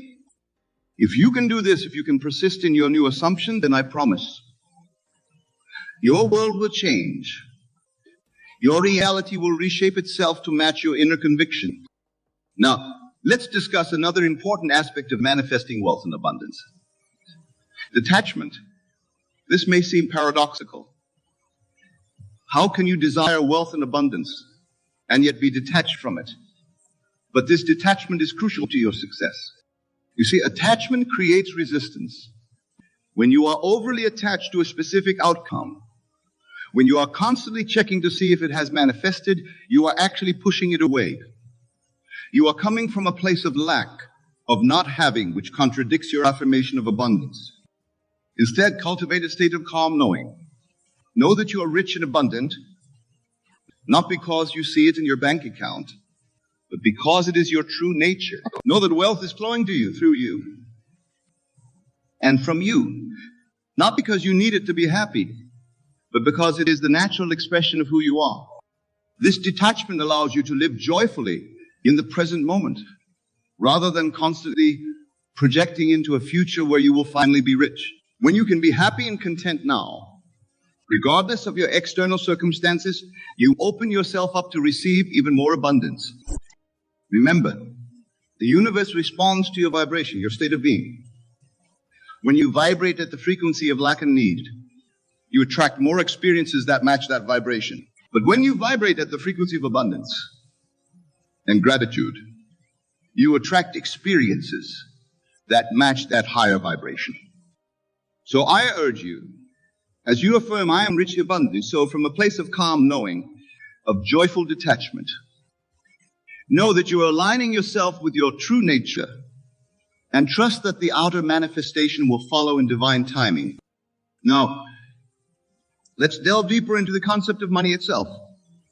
Many of you may have negative associations with money. Perhaps you've been taught that money is the root of all evil, or that rich people are inherently greedy or unspiritual. These beliefs, whether conscious or subconscious, can create resistance to the very abundance you're trying to manifest. So let's reframe our understanding of money. Money, in its essence, is simply energy. It's a tool for exchange, a symbol of value. Like any tool, it can be used for good or ill, depending on the consciousness of the user. When you affirm, I am rich, abundant, you're not just calling for more pieces of paper or numbers in a bank account. You're aligning yourself with the energy of abundance, with the free flow of value and resources. Imagine money as a river of abundance. This river is always flowing, always abundant. The only question is, are you standing in this river, allowing it to flow to you and through you, or are you standing on the shore, watching it flow by? When you truly embody the state of being rich and abundant, you're stepping into this river. You're allowing abundance to flow to you, through you, and from you. You become a conduit for abundance, not just a receiver of it. This understanding transforms your relationship with money. Instead of seeing it as something scarce that you need to hoard, you see it as an abundant resource that flows freely when you're in alignment with it. So I ask you, can you release your old limiting beliefs about money? Can you see it as the tool of abundance that it truly is? Can you step into the river of abundance, allowing it to flow freely in your life? As you contemplate these questions, I want you to really feel into the state of being rich and abundant. Close your eyes for a moment. Imagine yourself surrounded by abundance in all forms, not just money, but love, health, opportunities, experiences. Feel the joy, the freedom, the security that comes with true abundance. Now open your eyes. Carry this feeling with you throughout your day. Let it inform your thoughts, your words, your actions. For this feeling is the key to manifesting the abundance you desire. Let's now talk about the role of gratitude in manifesting wealth and abundance. Gratitude is a powerful force that aligns you with the frequency of abundance. When you're truly grateful, you're acknowledging that you already have enough, that you are already abundant. This might seem counterintuitive. You might think, but if I'm grateful for what I have, won't that prevent me from receiving more? Not at all. In fact, the opposite is true. Gratitude opens you up to receive even more abundance. You see, the universe responds to your dominant thoughts and feelings. When you're constantly focused on what you lack, you're vibrating at the frequency of lack, and you attract more experiences of lack. But when you're grateful for what you have, you're vibrating at the frequency of abundance, and you attract more experiences of abundance. So as you affirm, I am rich, abundant, do so from a place of deep gratitude. Be grateful for the abundance you already have in your life, no matter how small it may seem. Be grateful for the abundance that is on its way to you. Be grateful for your ability to co-create with the universe. This gratitude will amplify your affirmations, making them even more powerful. It will align you more fully with the state of being rich and abundant. Now let's address another important aspect of manifesting wealth and abundance. Action. Some people misunderstand the law of assumption, thinking that if they simply assume the feeling of the wish fulfilled, they can sit back and wait for abundance to magically appear in their lives. But this is not how the law works. Yes, assuming the feeling of the wish fulfilled is crucial. But this assumption should inspire and guide your actions, not replace them. When you truly embody the state of being rich and abundant, you will naturally be inspired to take actions that align with this state. You'll make different decisions, see different opportunities, interact with people differently. For example, someone who truly feels rich and abundant might be inspired to start a business, invest in themselves or others, or give generously to causes they believe in. They might be drawn to learn more about wealth creation, to network with successful people, or to upgrade their skills. The key is that these actions come from a place of inspired action, not desperate action. They come from a place of abundance, not lack. They are a natural expression of your new state of being. not a struggle to make something happen. So as you embody the state of being rich and abundant, what inspired actions are you drawn to take? What opportunities are you now seeing that you might have overlooked before? How are you showing up differently in your work, your relationships, your daily life? Remember, these actions don't need to be grand or dramatic. Small, consistent actions taken from a place of abundance can lead to profound changes over time. Now let's talk about the concept of circulation. In nature, everything circulates. Air circulates, water circulates, energy circulates, wealth is no different. It's meant to circulate, to flow. Many people, when they start to accumulate some wealth, hold on to it tightly out of fear of losing it. But this tight grip actually constricts the flow of abundance. It comes from a mindset of scarcity, not abundance. When you truly embody the state of being rich and abundant, you understand that wealth is meant to flow. You're not afraid to spend money on things that bring you joy or add value to your life. You're not afraid to invest in yourself or others. You're not afraid to give generously. This doesn't mean being reckless or wasteful. It means trusting in the abundant nature of the universe. It means knowing that as you allow wealth to flow out, you open yourself up to receive even more. Think of it like breathing. You need to exhale to make room for the next inhale. In the same way, allowing wealth to flow out creates space for more to flow in. How can you allow wealth to circulate more freely in your life? How can you loosen your grip on money, trusting in the abundant flow of the universe? As we continue our exploration of wealth and abundance, let's discuss the importance of self-worth. You see, your external reality is a reflection of your internal state. If you don't believe you're worthy of wealth and abundance, you'll subconsciously sabotage your efforts to create it. Many people have deep-seated beliefs that they're not good enough, not smart enough, or not deserving enough to be truly wealthy. These beliefs often stem from childhood experiences or societal conditioning. But I tell you this, these beliefs are not the truth of who you are. You are a divine being, created in the image and likeness of God. You are inherently worthy of all the abundance the universe has to offer. Your worth is not determined by your bank account, your job title, your possessions. Your worth is inherent, unchanging, and in it. So as you affirm I'm rich, abundant, also affirm your inherent worth. Know that you are deserving of wealth and abundance simply because you exist. Know that the universe delights in your joy and wants to support your highest good. This sense of self-worth will magnify the power of your affirmations. It will allow you to fully embody the state of being rich and abundant without self-doubt or self-sabotage. Now, let's address a common concern. Some of you might be thinking, but Neville, what about the less fortunate? Isn't it selfish to focus on my own wealth and abundance when there's so much poverty in the world? This is a beautiful question, and it speaks to your compassionate nature. But I want you to consider, your impoverishment does not enrich anyone else. Your lack does not alleviate anyone else's lack. In fact, the opposite is true. When you embody the state of being rich and abundant, you become better equipped to help others. You have more resources to share, more knowledge to impart, more opportunities to create. Your abundance can become a blessing to many. Moreover, you demonstrate that it's possible to create wealth and abundance through the power of your imagination and assumption. You inspire others to do the same. You become a living example of what's possible, igniting hope and possibility in those around you. Remember, abundance is not a zero-sum game. There's more than enough for everyone.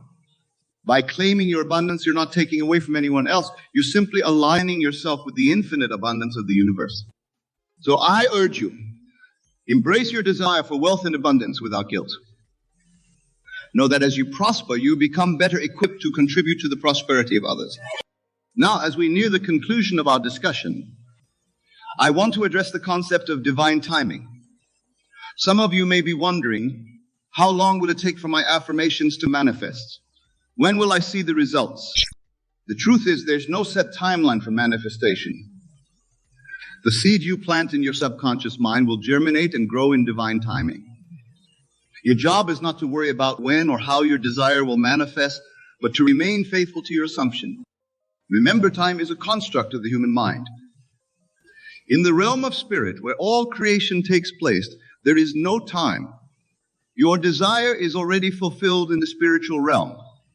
Your job is to align your consciousness with this spiritual reality until it manifests in your physical reality. So don't become anxious or doubtful if you don't see immediate results.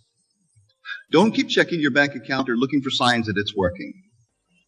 This doubt and anxiety only serves to negate your affirmations. Instead, rest in the calm assurance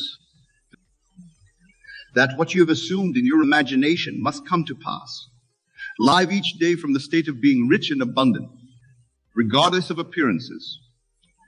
Trust in the law, knowing that it never fails. As we come to the close of our discussion, I want to leave you with this final thought. You are the operant power in your world. Your consciousness is the only reality. What you assume to be true, what you feel to be real, must manifest in your world. The words "I am rich and abundant" are not just a phrase to be repeated. They are a state to be embodied, a truth to be lived. As you consistently assume this state, as you live from this truth, you will see your outer world reshape itself to match your inner conviction. Remember, this is not about forcing or struggling. It's about aligning yourself with your true nature, with the abundant essence of the universe. It's about remembering who you really are, a divine being, infinitely worthy, inherently abundant. So go forth from this place with a new understanding. Know that wealth and abundance are your birthright. Know that you have the power to create the life you desire. Know that as you prosper, you become a beacon of possibility for others. Carry the word "I'm rich and abundant" not just in your mind, but in your heart. Feel the truth of them in every cell of your body. Let them inform your thoughts, your words, your actions. Live from this state and watch as miracles unfold in your life. And always remember, the greatest gift you can give to the world is the fullest expression of yourself. As you step into your abundance, as you allow wealth to flow freely in your life, you give others permission to do the same. You become a living testament to the abundance of the universe. So I say to you one final time, you are rich, you are abundant. This is the truth of your being. Embrace it, live it, and watch as your world transforms before your very eyes. Thank you for your attention. May you go forth and create a life of boundless wealth, prosperity, and abundance. The power is within you. The time is now. You are the miracle you've been waiting for. Embrace your divine inheritance and let your light shine brightly for all to see. Ladies and gentlemen, to truly understand why you cannot give up, we must first grasp the fundamental nature of our being. You see, my dear friends, you are not merely a physical body moving through a material world. You are, in essence, pure consciousness, an extension of the divine mind that creates and sustains all of existence. This consciousness, this awareness that you call I, is the very substance of God expressing itself as you. Can God give up? Can the infinite, eternal, all-powerful creator of the universe ever surrender or abandon its creations? The very notion is absurd. And if you are, in truth, one with this divine power, how then can you give up? You see, giving up is nothing more than a state of consciousness, a belief in limitation and defeat. But these limitations exist only in your imagination. They're not real in any absolute sense. They are simply ideas you have accepted as true, shadows cast by the light of your own divine nature. Consider the experience you have. Every circumstance in your life is a reflection of your state of consciousness. The world you see around you is nothing more than your own self pushed out. It is a mirror showing you the contents of your own mind. When you feel tempted to give up, what you're really seeing is a projection of your own doubts and fears. But here's the liberating truth. Just as you have the power to imagine defeat, you have the equal power to imagine victory. You have the God-given ability to choose your state of consciousness. And in choosing, you create your reality. Let me share with you a principle that has transformed countless lives. Imagination creates reality. Your imagination is not some idle fancy or frivolous daydream. It is the very workshop of creation. When you imagine you engaging the same creative power that spoke the universe into existence. So when you say, I cannot give up, you are not merely making a statement of determination. You are, in fact, planting a seed in the fertile soil of infinite possibility. You are decreeing the truth about yourself and your world, and the universe has no choice but to conform to this truth. Now, some of you might be thinking, but Neville, I've tried to persist, and yet I still face failure and disappointment. To this, I say, failure is impossible. What you perceive as failure is simply the bridge of incidents leading to your desired end. It is the universe rearranging itself to accommodate your new state of consciousness. Remember, the outer world always lags behind the inner world. Just because you don't see immediate results doesn't mean your imaginal act hasn't taken root. The seed must be given time to grow. Your job is not to make things happen, but to maintain the state of consciousness of already having what you desire. Let's practice this now. I want you to close your eyes and imagine a scene that implies you have already achieved your goal. Make it as vivid and real as possible. Engage all your senses. Feel the emotions you would feel if your desire were already fulfilled. Here's the crucial part. You must feel the naturalness of this state. It must feel normal, not extraordinary. This is the secret of successful imagining. As you open your eyes, carry this feeling with you. Let it permeate your entire being. This is what it means to live from the end. You're not working towards your goal. You are living from the state of its fulfillment. From this perspective, giving up becomes not just undesirable, but utterly impossible. For how can you give up on something that, in your imagination, has already come to pass? Now let us delve deeper into the nature of consciousness and its relation to the concept of not giving up. You see, consciousness is the only reality. All that you perceive as the outer world is really taking place within you. The universe exists within your consciousness, not the other way around. This understanding is crucial because it means that the power to persist, to never give up, lies entirely within you. It's not dependent on external circumstances or the actions of others. It's a choice you make in the realm of your own consciousness. When you truly grasp this truth, you'll realize that giving up is nothing more than accepting a state of consciousness that doesn't serve you. And if consciousness is the only reality, and you have the power to choose your state of consciousness, then giving up becomes a logical impossibility. Let's explore this further. Imagine for a moment that you're facing a challenge that seems insurmountable. The temptation to give up feels strong. But remember, this challenge exists only in your consciousness. It's a shadow cast by your current state of mind. Now, instead of focusing on the challenge, turn your attention to the state of consciousness where this challenge is already overcome. Feel the relief, the joy, the sense of accomplishment that comes with having moved past this obstacle. Let this feeling sink deep into your being. This is not mere positive thinking or wishful daydreaming. This is you, consciously choosing to occupy a state of mind where giving up is not even a consideration. If you maintain this state, you'll find that the outer world has no choice but to restructure itself to match your inner reality. This is the law of assumption in action. You assume the feeling of the wish fulfilled, and the world reshapes itself accordingly. Now, some of you might be wondering, but what about the times when I've given up in the past? To this I say, the past exists only in your memory. It has no power over you unless you give it power. Your true power lies in the present moment, in your ability to choose your state of consciousness. In fact, even the concept of giving up is a misunderstanding of the nature of time. There's only the eternal now. In this now, you are always free to choose again, to reimagine, to reassume the state of your fulfilled desire. From this perspective, what you might have called giving up in the past was simply a temporary shift in consciousness, one that you have the power to reverse at any moment. Let's practice this principle. Think of something in your life that you've been tempted to give up on. It could be a personal goal, a relationship, a project, anything at all. Now, instead of dwelling on the reasons why you can't achieve it, I want you to do something radical. I want you to assume the state of consciousness where you've already achieved it.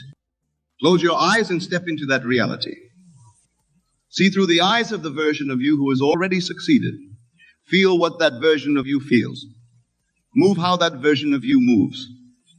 Speak how that version of you speaks. Make it so real that If you were to open your eyes right now, you'd be surprised to find yourself here and not in that achieved state.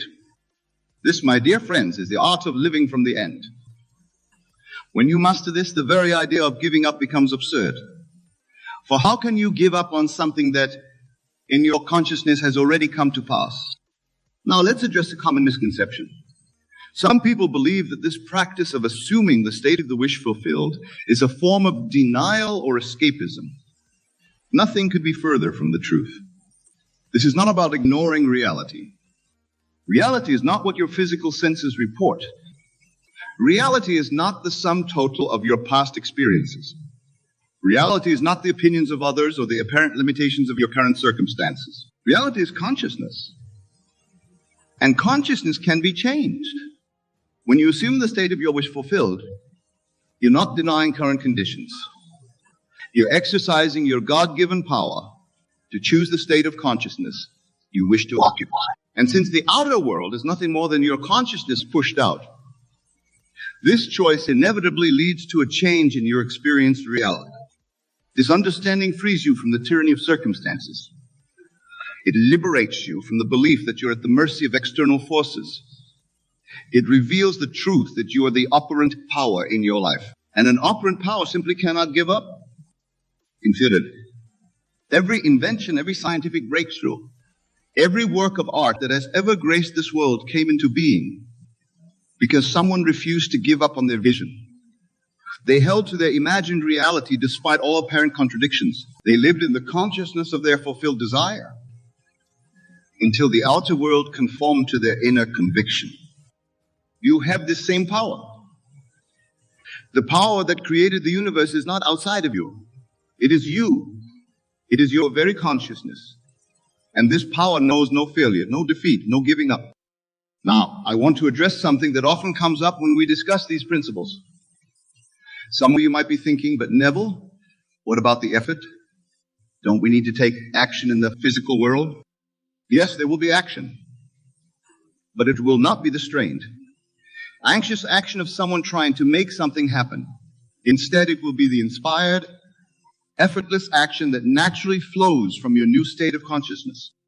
You see, when you truly assume the state of your wish fulfilled, you'll find yourself naturally doing the things that someone in that state would do. You won't have to force yourself. You won't have to overcome reluctance or fight against the temptation to give up. Your actions will be a natural outpicturing of your inner state. This is why it's so crucial to focus on the state of consciousness rather than on specific actions. The right actions will flow naturally from the right state of consciousness. Your job is simply to occupy the state. Let's explore this further with an example. Imagine you're an aspiring author who's been struggling to finish your first novel. You've been tempted many times to give up, to conclude that you're just not cut out for writing. Now, instead of focusing on the act of writing itself, I want you to assume the state of consciousness of being a successful author.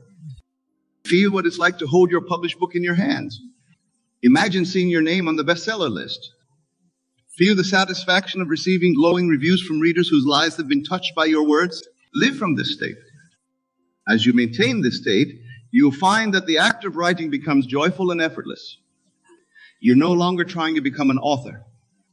In your consciousness, you already are one. The words flow easily because in your imaginal reality, you're simply doing what comes naturally to you as a successful author. This principle applies to every area of life. Whatever your goal, whatever you've been tempted to give up on, shift your focus from the struggle to achieve to the state of having already achieved. Live from that state and watch as your outer world reorganizes itself to match your inner conviction. Now let's address another aspect of not giving up. The apparent passage of time. In the world of Caesar, time seems to move in a linear fashion. We speak of past, present, and future as if they were fixed realities. But in the realm of consciousness, time is fluid. Your imaginal acts do not take place in time. They take place in the timeless realm of consciousness. When you assume the state of your wish fulfilled, you're not projecting into the future. You're choosing to occupy that state now, in the only moment that truly exists, the present. This understanding frees you from the tyranny of time. It liberates you from the anxiety of when your desire will manifest. In your imagination, it has already manifested. Your job is simply to persist in this assumption. Remember, the outer world is a shadow, a reflection of your inner state. It may take time for this shadow to fully reflect your new state of consciousness. But this delay is not a reason to give up or to doubt. It's simply part of the bridge of incidents that leads to the full manifestation of your desire. In fact, this delay serves a purpose. It allows you to strengthen your faith, to deepen your understanding of these principles. Each day that you persist in your assumption, despite apparent contradictions, is a day that you're building spiritual muscle. You're proving to yourself the power of your own consciousness. So, when you're tempted to give up because things aren't happening as quickly as you'd like, remember consciousness, where all creation takes place. Your desire is already fulfilled. Time is simply allowing you to align more fully with this truth. Now, let's delve into another crucial aspect of why you cannot give up. The nature of your true self. You see, the you that feels tempted to give up is not your true self. It's a construct, a collection of beliefs and memories that you've identified with. But it's not the real you. Your true self is the I am, the pure awareness that underlies all your experiences. This I am is one with God, the creative power of the universe. And this power knows no limitations, no defeat, no giving up. When you say I am, you're invoking this infinite power. Whatever follows I am is what you're claiming as your reality. So when you say I am a failure or I am ready to give up, you're misusing this creative power. You're decreeing a limited state for yourself. Instead, align your I am statements with your desires. Say, I am successful, I am persistent, I am achieving my goals. Feel the truth of these statements. Let them sink deep into your consciousness. This is not affirmation. It's a recognition of your true nature. As you practice this, you'll find that the very idea of giving up becomes foreign to you. For how can infinite, limitless awareness ever give up? How can the creative power of the universe ever admit defeat? This understanding reveals the true meaning of faith. Faith is not believing in something despite evidence to the contrary. True faith is the evidence of things not seen. It's the absolute conviction in the reality of your imaginal acts. It's knowing that what you've imagined must come to pass. Because imagination creates reality. When you have this kind of faith, giving up becomes impossible. You know that any appearance of failure or setback is just that, an appearance. It's a shadow cast by an old state of consciousness, one that you've now moved beyond. Let's practice strengthening this faith. I want you to think of something you've been close to giving up on. Now, instead of focusing on the reasons why it hasn't worked out, I want you to vividly imagine it is already accomplished. See it, feel it, know it is real. Here's the crucial part. Carry this feeling with you throughout your day. Let it inform your thoughts, your words, your actions. Live as though your desire is already fulfilled. This is what it means to walk by faith, not by sight. As you do this, you'll find that your outer world begins to shift. People and circumstances will align to support your new state of consciousness. What once seemed impossible will start to feel inevitable. This is the power of persistent faith.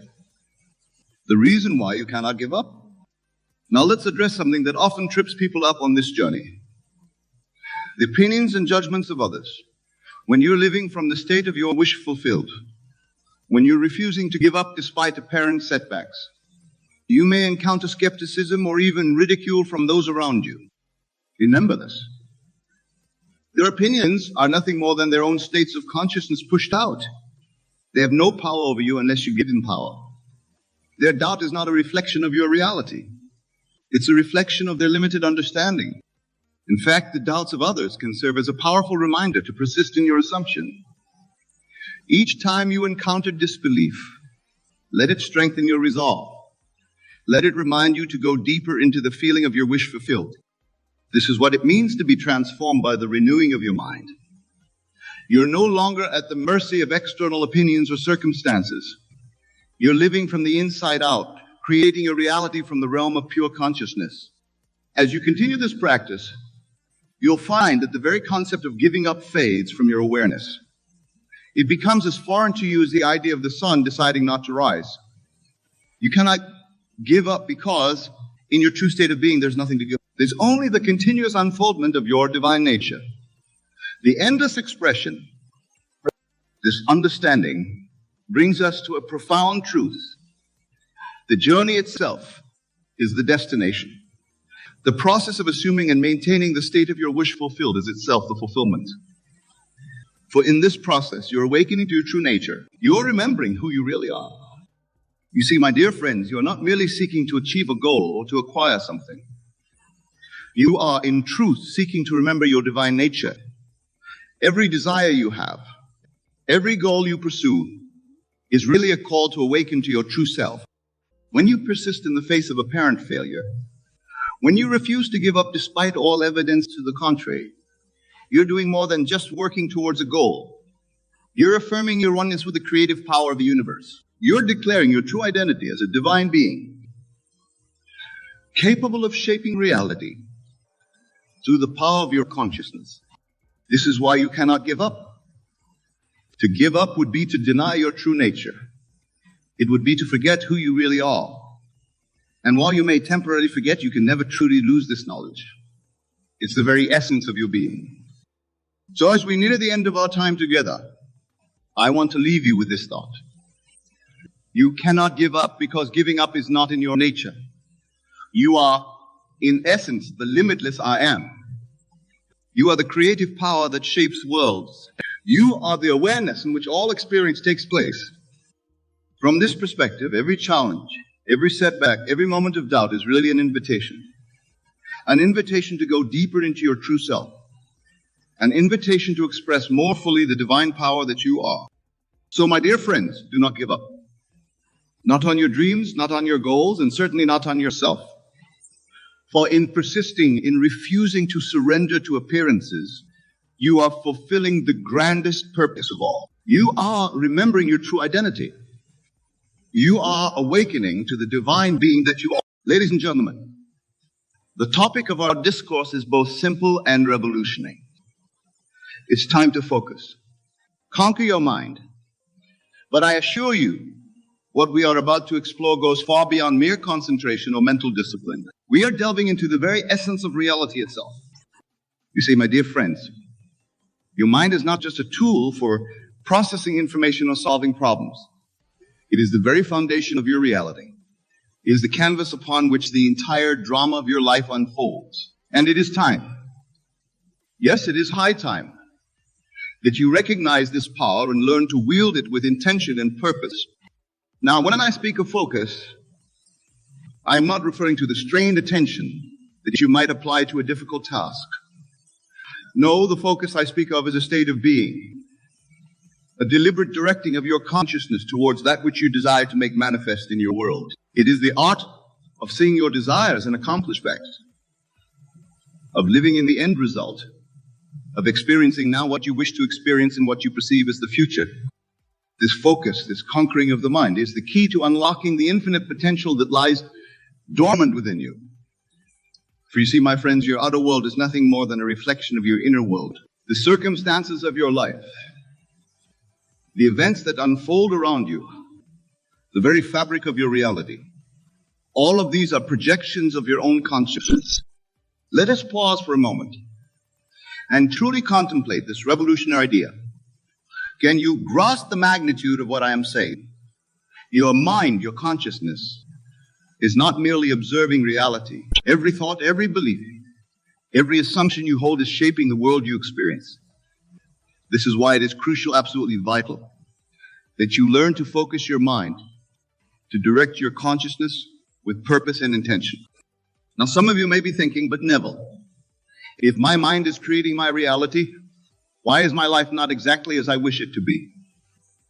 Ah, my friends, this is where the true work begins. You see, most people go through life in a state of unconscious creation. Their minds are filled with doubts, fears, and limiting beliefs. And these mental states manifest as the very limitations they fear. But I am here to tell you that it doesn't have to be this way. You have the power to consciously create your reality, to shape your world according to your deepest desires. And the key to this power lies in your ability to focus, to conquer your mind. So how do we begin this grand endeavor? How do we take control of our minds and by extension, all reality? The first step, my dear friends, is to become aware of your thoughts, your mental habits, your deeply held beliefs. For you cannot change what you do not acknowledge. Begin by observing your inner dialogue. What stories do you tell yourself about who you are, what you're capable of? What's possible for you? Are these stories empowering or limiting? Do they align with the reality you wish to create? Or do they reinforce the very circumstances you wish to change? This awareness is the foundation of all change. For once you become conscious of your thoughts, you gain the power to choose new thoughts. And remember, my friends, thoughts are things. They're the building blocks of your reality. Choose them wisely. Now, once you have cultivated this awareness, the next step is to deliberately choose thoughts and mental images that align with your desires. This is where the true art of focus comes into play. You must learn to hold in your mind's eye a clear, vivid image of your desire fulfilled. You must learn to experience in your imagination the joy, the satisfaction, the sense of accomplishment that would be yours if your desire were already realized. This, my friends, is the secret of effective prayer. For prayer is not a pleading with some external power. It is not a beseeching of a distant deity. No true prayer is the feeling of the wish fulfilled. It is the deliberate assumption of the state of consciousness you would occupy if your desire were already a fact in your world. Let me give you an example to illustrate this principle. Suppose you desire financial abundance. The common approach would be to focus on the lack of money, to worry about bills, to stress about how to make ends meet. But this focus only serves to perpetuate the very state of lack you wish to escape. Instead, I urge you to assume the feeling of wealth. In your imagination, feel the satisfaction of abundant bank accounts. Experience the joy of effortless bill payments. Live in your mind's eye the life of someone for whom financial abundance is a natural state of being. Do this with conviction, with the assurance that what you are imagining is not a mere fantasy, but a reality that is even now coming into being. You see, my friends, your imagination is not a place to escape reality. It is the very workshop in which reality is forged. What you habitually imagine, you will inevitably experience. This is why it is crucial to guard the gates of your mind, to be selective about the thoughts and images you entertain. Now I can hear some of you thinking, but Neville, this sounds like mere positive thinking. How can simply imagining something make it real? But you see, it is not mere positive thinking. It is an assumption of the reality of that which you desire. It is a complete identification with a state of consciousness that would be yours if your desire were already fulfilled. This is why I say it is time to focus, to conquer your mind.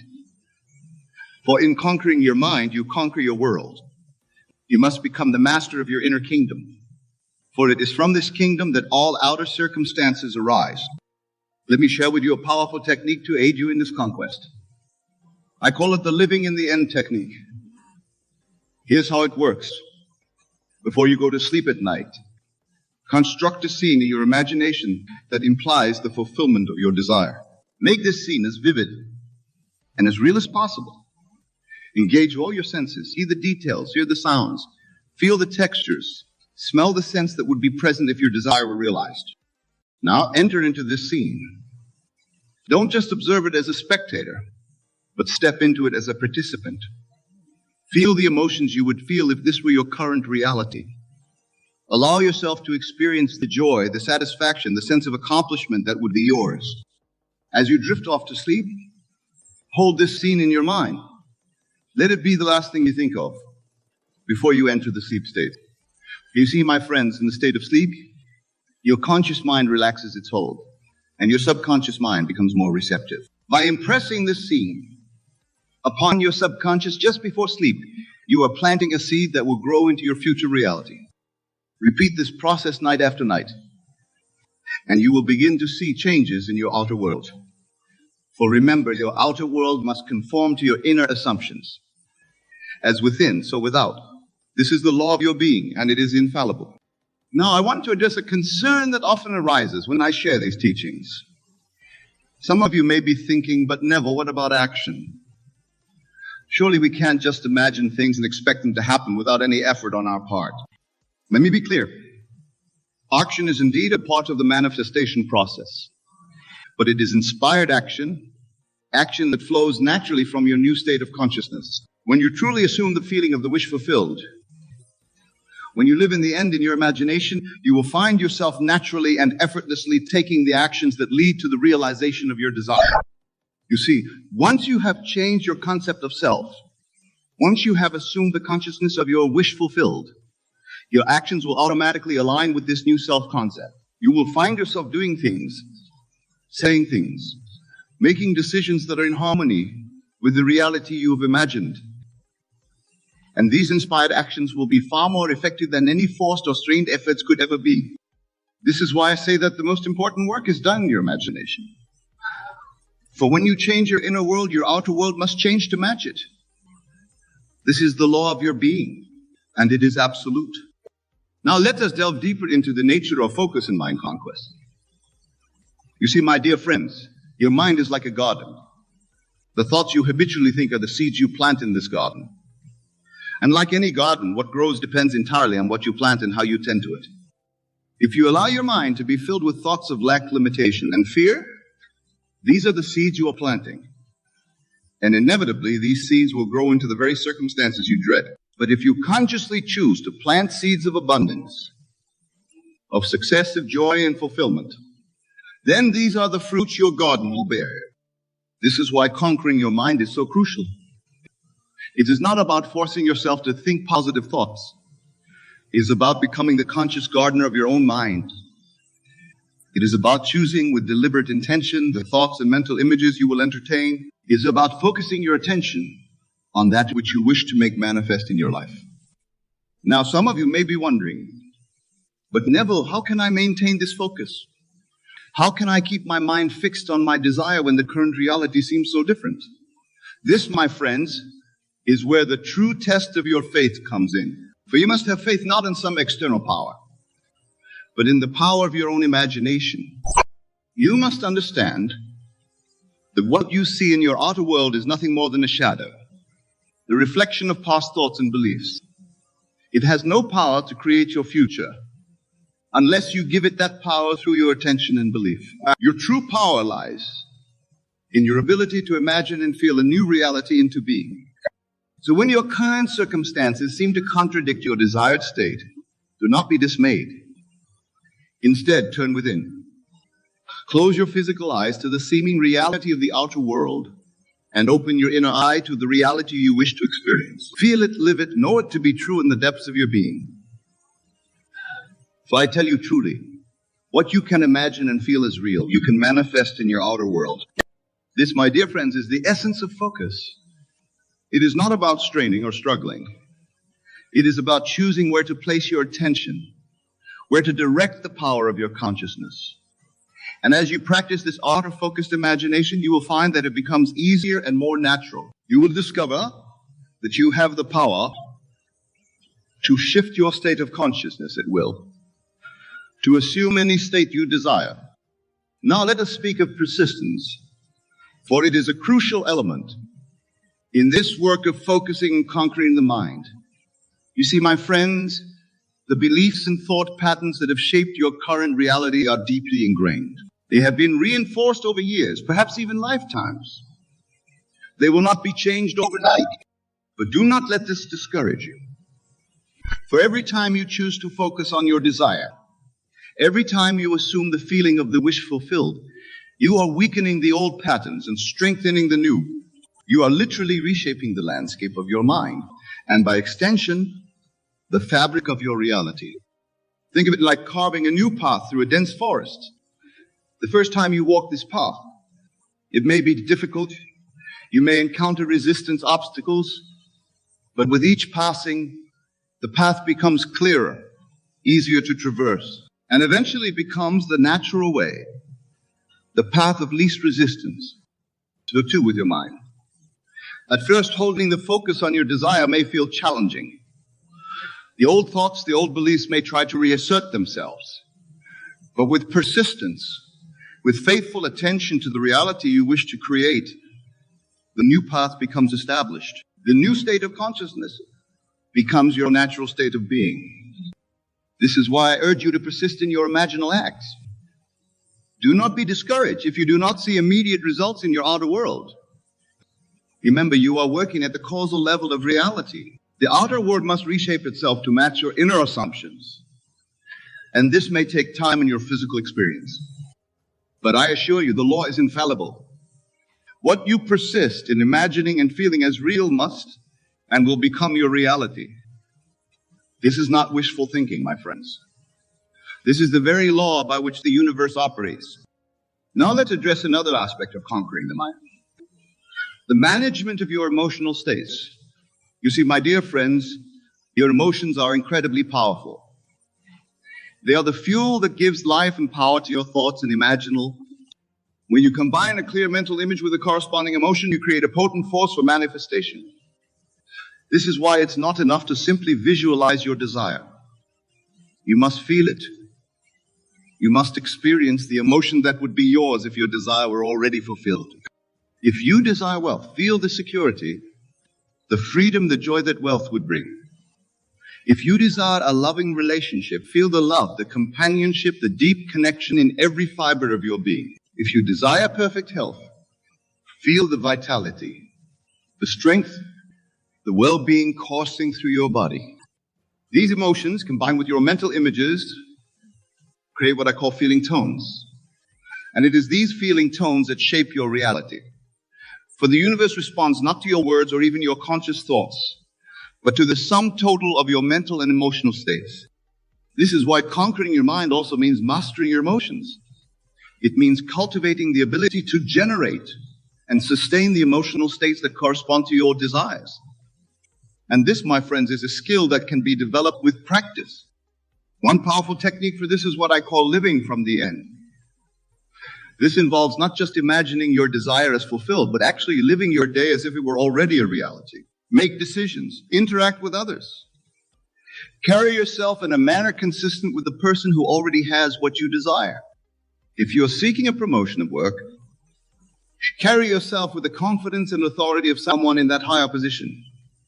If you're manifesting improved health, move and act with the vitality and energy of a perfectly healthy person. If you're calling in your ideal partner, interact with others with the joy and openness of someone who's deeply in love. By doing this, you are not just imagining a new reality, you are embodying it. You are bringing it into being through your very way of being in the world. And as you do this, you will find that your outer world begins to shift and change to match this new state of consciousness. Now, I want to address a question that often arises when I share these teachings. Many ask, but Neville, what about other people? Can we use these techniques to change others or to make specific individuals act in certain ways? My friends, let me be clear on this point. The purpose of this work is not to control or manipulate others. It is to transform yourself, to realize the divine power within you. When you change yourself, when you assume a new state of consciousness, you will find that others naturally respond to you differently. You see, everyone in your world is yourself pushed out. They are reflections of your own consciousness. So when you change your concept of yourself, when you assume a new state of being, the people in your world must change in their behavior towards you. Not because you are controlling them, but because they are responding to the new you. This is why I say that there is no one to change but self. There is no one to command but self. For when you conquer your own mind, when you assume the consciousness is your wish fulfilled, the entire world reshapes itself to match your new self-concept. This understanding liberates you from the need to try to change others. It frees you from the frustration of attempting to manipulate external circumstances. Instead, it empowers you to focus on the one thing you have complete control of, your own state of consciousness. Now let us delve deeper into the mechanics of this process. How exactly does a change in your consciousness create change in your outer world? To understand this, we must explore the nature of time in the structure of reality itself. You see, my dear friends, time as you typically perceive it, as a linear progression from past to present to future, is an illusion. In truth, all time exists simultaneously. The past, present, and future are all occurring now in this eternal moment of creation. What you perceive as the future is simply a state of consciousness that you have not yet assumed. And what you think of as the past is a state you have moved out of. But all states exist now, and you have the power to select and occupy any state you choose. This is why I often say that creation is finished. All possible states of being already exist. Your job is not to create these states, but to select and occupy them through the power of your imagination and feeling. When you assume the feeling of the wish fulfilled, when you occupy the state of consciousness of your desire realized, you are not creating something new. You are selecting and making real in your experience a state that already exists in the infinite sea of consciousness. This is why your imaginal acts are so powerful. When you imagine and feel your desire as real, you are literally stepping into that reality. You are aligning your consciousness with a version of reality where your desire is already fulfilled. And here's the truly miraculous part. Once you align your consciousness with this desired state, once you truly occupy it in your imagination and feeling, the outer world must reshape itself to match this inner reality. This is not magic or wishful thinking. It is the law of your being, as real and as reliable as the law of gravity. Now, I can hear some of you thinking, but Neville, this sounds too good to be true. Surely it can't be this simple. And to this I say, yes, it is this simple. But simple does not mean easy. It requires a complete revolution in your thinking, a total transformation of your concept of reality and your place in it. You must be willing to let go of your old beliefs about the nature of reality. You must be willing to release your attachment to current circumstances. You must be brave enough to imagine and feel a new reality into being, even when your senses tell you otherwise. This is why I say it's time to focus, to conquer your mind. For in this conquest lies your freedom, your power, your ability to shape your world according to your desire. As we draw our discussion to a close, I want to leave you with a final thought. The work we've explored today, this art of focused imagination, this conquest of the mind, is not just about manifesting your desires. It's about awakening to your true nature. It is about realizing the divine power that resides within you. You see, my dear friends, you are not separate from the creative power of the universe. You are that power individualized. Your imagination is not just a faculty of your mind. It is the very creative power of God operating in and through you. When you imagine, you are performing the divine act of creation. So as you go forth from here, I urge you to claim this power. Use it wisely and lovingly. Remember that your mind is the garden in which the seeds of your future are planted. Tend it carefully. Focus your attention on that which you wish to make manifest. Conquer the doubts, the fears, the limiting beliefs that held you back. Assume the feeling of your wish fulfilled and watch as your world transforms to match your inner state. And above all, persist. For in your persistence lies your power. The world may not change overnight, but I promise you this, as you maintain your focus, as you faithfully occupy the state of your wish fulfilled, your outer world must and will conform to your inner assumptions. This is the law, and it cannot fail. Go now and create consciously, for the time has come to focus, to conquer your mind, and in so doing, to conquer your world. I wish to share with you a profound truth that has eluded countless individuals in their pursuit of their desires.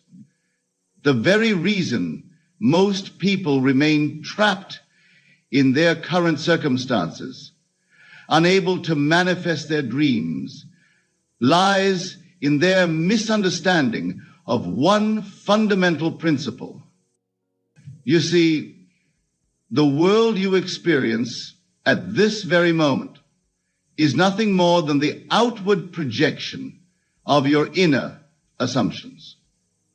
Every success, every failure, every circumstance in your life is a direct reflection of what you have accepted as true in your consciousness.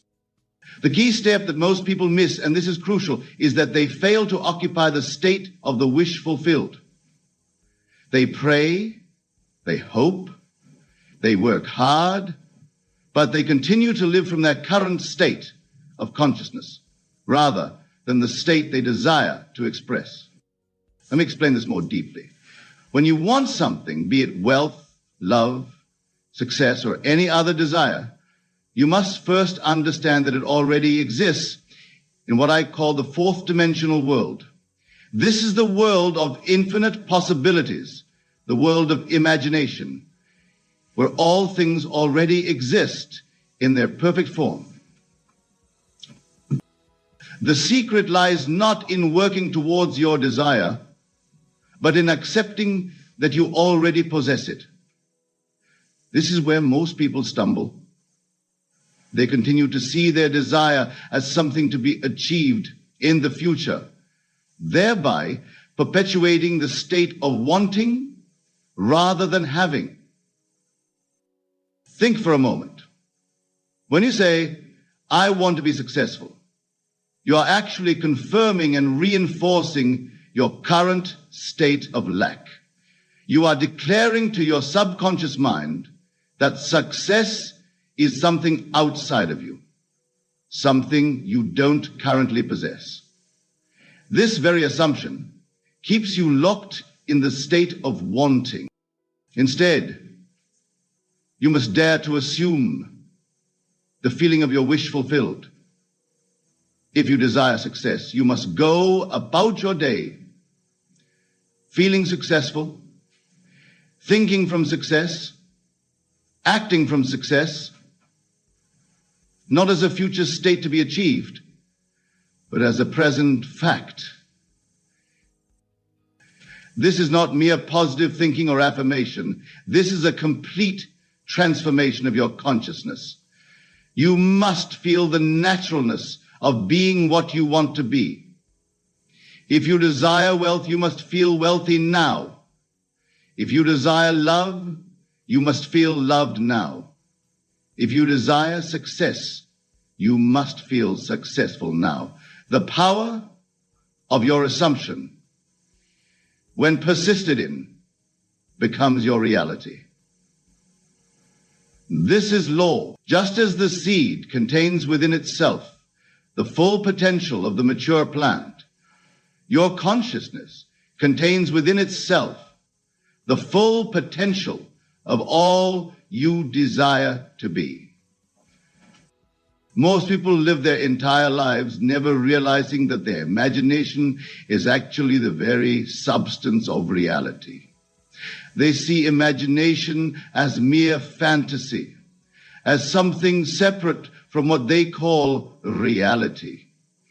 But I tell you this, your imagination is reality itself in its first stage of manifestation. Consider this. Everything you now accept as real in your world was once only imagined.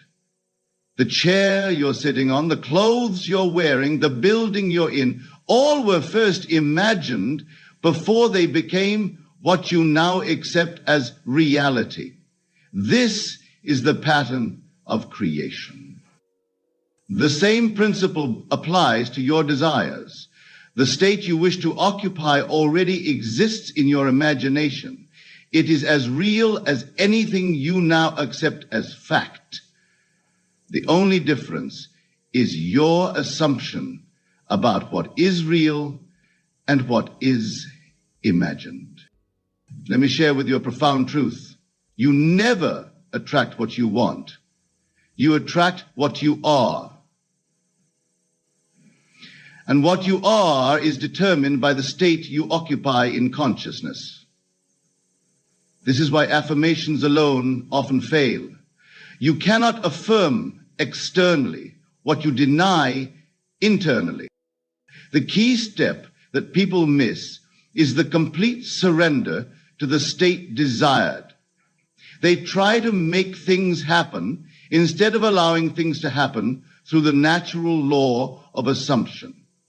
They stand outside their desire, looking at it instead of living from within it. When you truly grasp this principle, you will understand that there is nothing to change but your assumptions about yourself and your world. The outer world must conform to your inner assumptions. This is law. Many of you sit here tonight thinking, yes, but how do I change my assumptions? The answer is simpler than you might imagine. Yet it requires a complete reversal of your traditional thinking. Instead of working hard to achieve something, you must assume that you already have it. The art of assumption is the most vital skill you must master. When you assume a state, you must persist in that state until it becomes your dominant feeling. This is where people falter. They test the law instead of proving it through persistent assumption. Let me tell you something profound. Your consciousness is the only reality. Right now, as you sit here, you might believe that your senses define reality. But I tell you, your senses only show you what your consciousness has already accepted as true. Think about this carefully. Every night when you sleep, you enter different states in your dreams. In those dreams, you experience sights, sounds, and sensations that feel completely real. Where do these experiences come from? They come from consciousness itself. They come from consciousness deliberately creating these experiences. The difference between your dream state and your waking state is only in the intensity of your assumption. What you now consider reality is simply a more intense and persistent dream that you've collectively agreed upon. Now, here's where most people miss the crucial step. They fail to understand that they can wake up from their current dream, their current state, by assuming a new state with the same intensity that they assume their present state. You see, at this very moment, you are assuming certain things about yourself. You're assuming your name, your job, your relationships, your financial status. These assumptions feel so natural to you that you don't even question them. This is the key. Whatever you assume with complete conviction must externalize itself in your world. But here's the vital truth that most miss. You can assume something new with the same naturalness. This is not pretense. This is not make-believe. This is the creative use of the same power that sustains your present assumptions. When you go to sleep tonight, you naturally assume you're in your bed. You don't question it. You don't doubt it. This same unquestioning acceptance must be applied to your desired state. Listen carefully now, for this is where the secret of manifestation lies.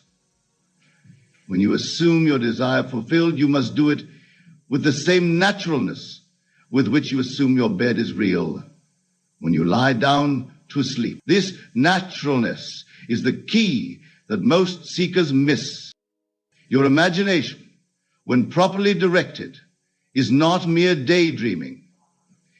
It is the very substance of reality. Every time you imagine something, you are literally creating a mold into which the substance of your world will flow. But and this is crucial, you must remain faithful to your imaginal act. Most people perform an imaginal act and then return to their old state of consciousness. They imagine themselves wealthy for a moment, then open their eyes and react to their current financial situation. This vacillation between states prevents the manifestation of their desire. You must understand this. The moment you assume a new state, your entire world must rearrange itself to accommodate your new assumption. This is law. But you must give it time to externalize. The seed must have time to grow. Let me share with you a principle that few understand. Time is not a distance to be traveled. It is a sequence of states to be experienced. When you assume your desire fulfilled, you have actually entered the state where your desire exists. The time it takes to externalize is merely the time required for you to feel natural in that state. Most people fail because they don't grasp this truth. The feeling of naturalness is the key.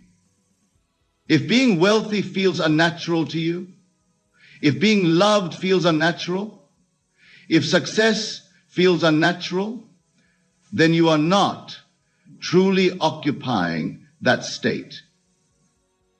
You are merely visiting it in your imagination. You must persist in your new state until it feels just as natural as your present state now feels.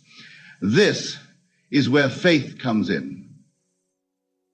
Not faith in some external power, but faith in the law that consciousness is the only reality. When you truly grasp this, you will understand that there is nothing to change but your conception of self. Change that, and you change your entire world. Now, let me share with you something profound about the nature of your consciousness. Your I amness, your awareness of being, is God Himself individualized. When you say I am, you are proclaiming the name of God, for that is the true name of God. I am that I am. A fatal mistake that most people make is that they do not understand this power of I am. They use it unconsciously, carelessly, not realizing that whatever follows I am is what they are decreeing into existence. When you say, I am poor, I am sick, I am unlucky, you are literally commanding these states into being. This is the key step that people miss. They do not watch their assumptions. Every time you react to an event, every time you speak about yourself, you are setting into motion the law that shapes your world. Your I am is your consciousness, and your consciousness is the only reality. Consider this. Right now, you are saying, I am, to everything you accept as true about yourself. These assumptions have become so natural that you don't even recognize them as assumptions. They feel like facts. But I tell you, they are only facts because you have given them the power of your assumption. The secret of manifestation lies in transferring your awareness from one state to another. You must cease to be the person you believe yourself to be and assume the consciousness of the person you wish to be. This is not pretense. This is the creative use of the only power that exists. When you say, I am successful, I am wealthy, I am loved, you are not lying to yourself. You are actually entering into that state in consciousness. And since consciousness is the only reality, you are literally creating that reality. But, and this is crucial, you must persist in that state until it feels natural. This is where most people fail. They make a bold declaration of what they want to be, but they don't persist until it feels natural. They don't give the seed time to grow. You see, manifestation follows the divine pattern. Just as a seed must be planted and given time to grow, your assumption must be planted in consciousness and given time to externalize. The law operates with mathematical precision. Whatever you are conscious of being, you will manifest. There is no other way.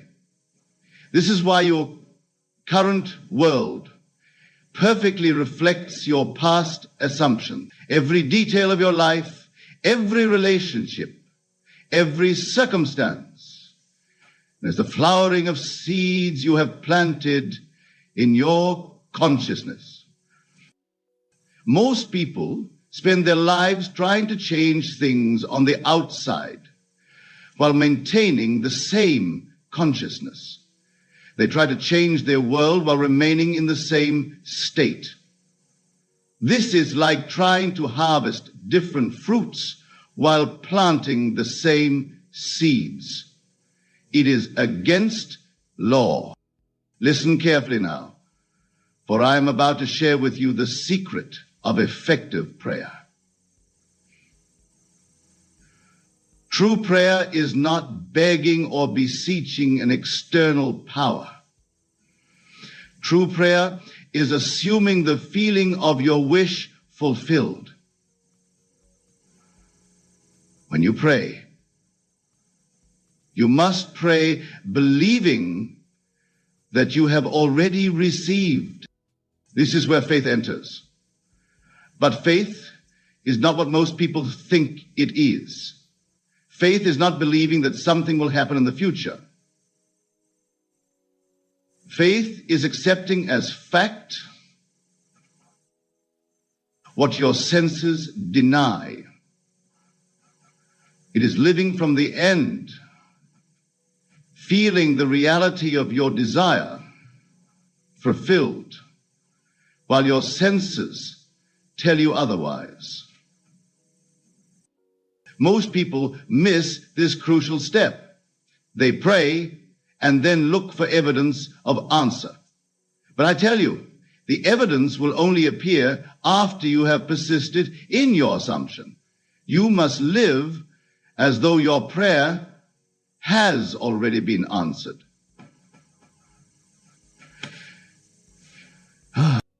Think about this. When you order something from a catalog, you don't keep ordering it over and over. You place the order once and then wait for its delivery. The same is true with your desires. You place your order with consciousness by assuming the feeling of your wish fulfilled. And then you wait in the absolute confidence that it must externalize. But here's the vital point that most miss. While you're waiting, you must maintain the consciousness of having already received.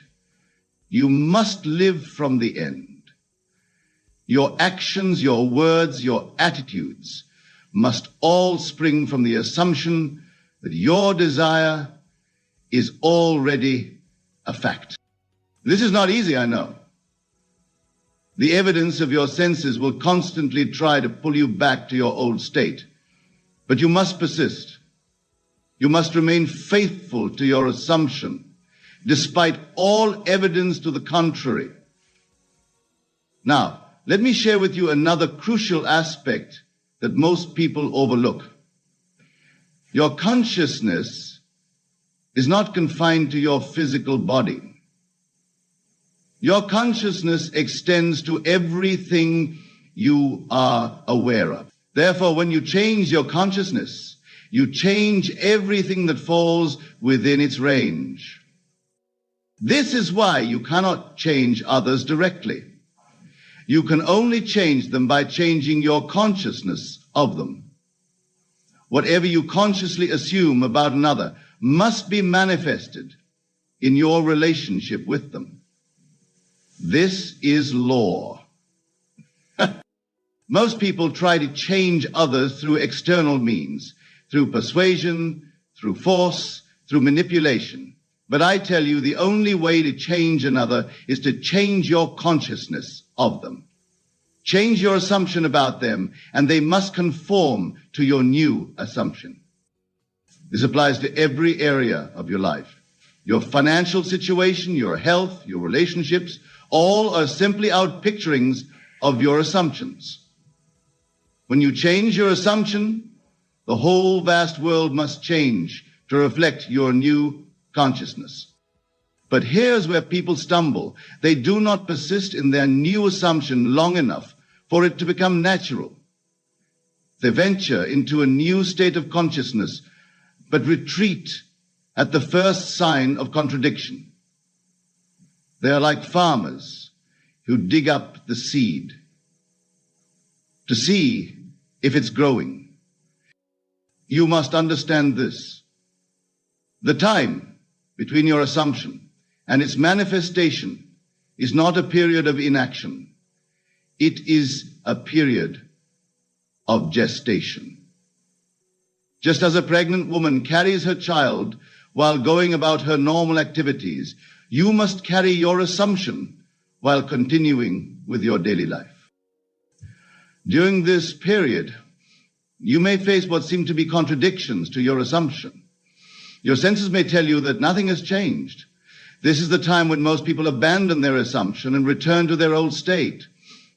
But I tell you, these apparent contradictions are actually signs that the law is working. Just as a seed must first dissolve before it can grow, your old conditions must often appear to worsen before they give way to your new state. This is law. The old must die for the new to be born. Therefore, I tell you this with absolute certainty. The key step that most people miss is not in the doing, but in the being. They focus on what they must do to achieve their desires, when they should be focusing on what they must be. Remember this eternal truth. Your world is yourself, pushed out. Everything you see, everything you experience is simply yourself externalized. There is no one to change but self. When you change your concept of self, you change your entire world. The great secret of life is this: there is no one to tell you no except yourself. There is no one to deny you except yourself. There is no one to delay your good except yourself. You are the power you have been seeking. You are the authority you have been waiting for. In closing, let me give you this final crucial understanding. Tonight, as you leave this place, you have a choice. You can continue to live from your old assumptions, thereby perpetuating your current conditions. Or you can dare to assume a new state of consciousness, thereby creating a new world. The choice is yours, and yours alone. But remember this: whatever state you assume, whatever concept you hold of yourself, will externalize itself in your world with mathematical precision. This is not theory, and this is law. So I say to you, dare to assume that you are what you want to be. Dare to enter into the state of your wish fulfilled. Dare to live from the end, for in this daring lies the key that most people miss. The key to all manifestation. Go forth now not to make things happen, but to allow things to happen by virtue of your changed consciousness. Go forth, not to achieve, but to receive what is already yours by right of consciousness. Go forth, not to become, but to be what you desire to be. For I tell you this, the kingdom of heaven is within you, and that kingdom contains all that you could ever desire. Your assumption is the key that unlocks this kingdom. Use it wisely, use it lovingly, use it persistently. And remember always, you are the operant power. You are the consciousness through which all things emerge. You are the God of your universe, and your consciousness is the only reality. The state you assume today is the world you will experience tomorrow. Choose wisely, persist faithfully, and watch as your world transforms itself to match your assumption. That is all, and that is enough. Let me ask you something that might shake your entire worldview. What if you've been approaching success completely backward? What if, instead of working to become victorious, you simply needed to assume the feeling of victory now? You see, most people live their entire lives waiting to feel victorious. They say, when I achieve this goal, then I'll feel like a winner. But I tell you this, you must feel like a winner first, and then the achievements will naturally follow. Consider this, every great achievement in history began with someone who acted as though they had already won before any physical evidence existed. They carried themselves with the confidence of victory while others saw only defeat. Let me share something profound with you about the nature of victory. Victory isn't an event. It's a state of consciousness. When you truly grasp this, your entire world will transform. You see, most people are waiting for circumstances to make them feel victorious. But I tell you this, circumstances don't create your feelings create circumstances. Think about how you carry yourself when you know you've won something. There's a certain swagger in your step, a gleam in your eye, a confidence in your voice. This is the state you must adopt now, before any external evidence exists. Most of you sit here tonight thinking about your goals, your dreams, your aspirations. But I tell you this, as long as you see these things as future achievements, they will remain in the future. You must live from the end now. Consider what happens when you truly adopt the attitude of someone who has already won. Your entire world must reshape itself to match this new self-concept. This is law. Let me share with you what happens in consciousness when you assume the feeling of victory. Your entire being shifts. Your posture changes. Your voice carries new authority. Your decisions come from a place of confidence rather than fear. Let me tell you something profound about this victorious attitude. When you truly embody it, you're not pretending. You're claiming your natural state. Victory is not something foreign to you. It's your inherent nature. You see, most people approach life from a position of hoping to win. But I tell you this, hope is just another form of doubt. When you know you've already won, there's no need for hope because certainty has replaced it. Consider how differently you move through the world when you know the game is already won. You don't stress about small setbacks. You don't worry about temporary obstacles. You move with the calm confidence of someone who knows the final outcome. Let me share with you what happens when you maintain this victorious consciousness consistently. People begin responding to you differently. Opportunities seemingly appear out of nowhere. Doors that were closed suddenly open. Most of you have been taught to wait for victory to feel victorious. But I tell you this, that's exactly backward. You must feel victorious first, and then victory will manifest in your world.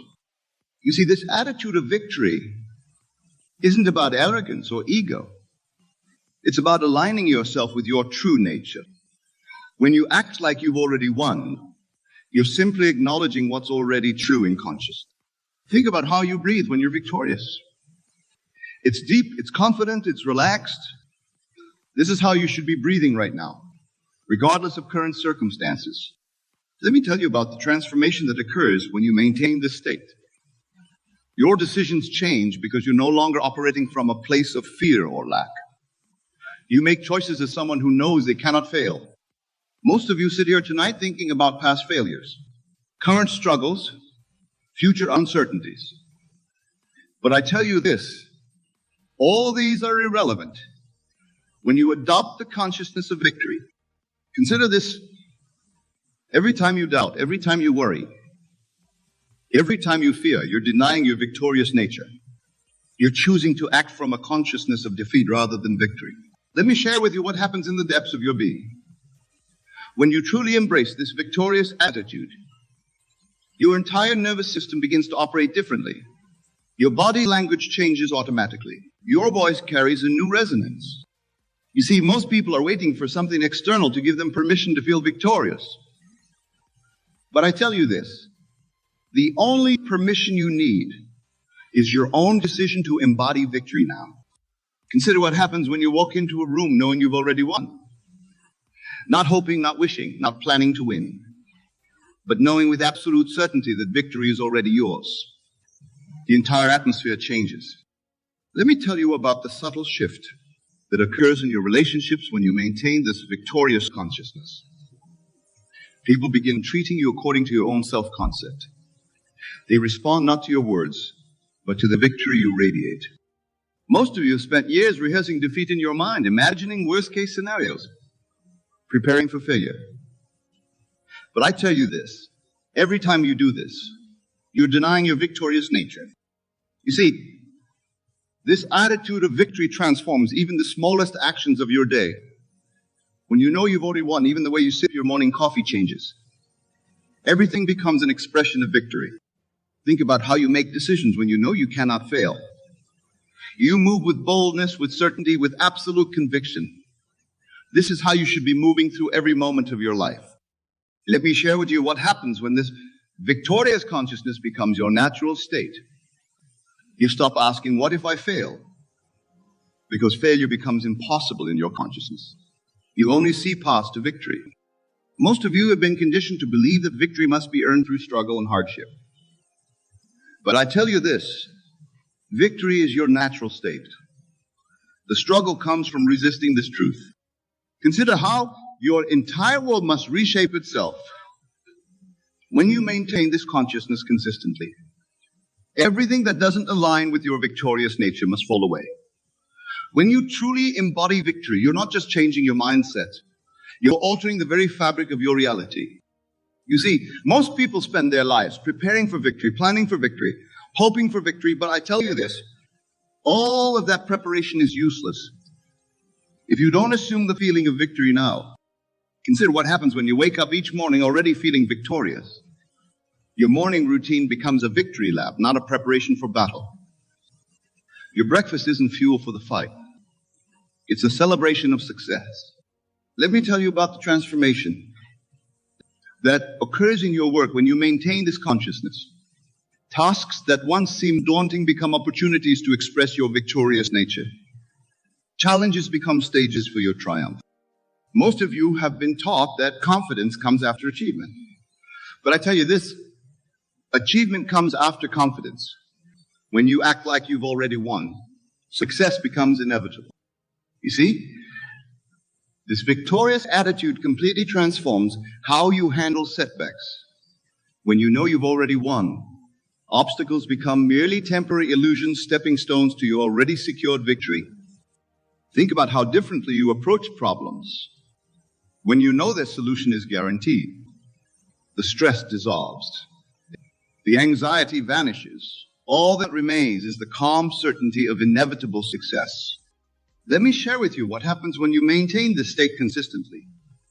Your entire being begins to radiate victory. People feel it when you enter a room. Opportunities are naturally drawn to you. Most of you sit here tonight thinking about all the things you need to do to become victorious. But I tell you this, victory isn't something you become. It's something you express right now. Consider this. Every time you postpone feeling victorious until after some future achievement, you're pushing victory away. Victory must be claimed in the present moment. Let me share with you a deeper truth about this victorious attitude that will revolutionize your understanding. When you act like you've already won, you're not pretending.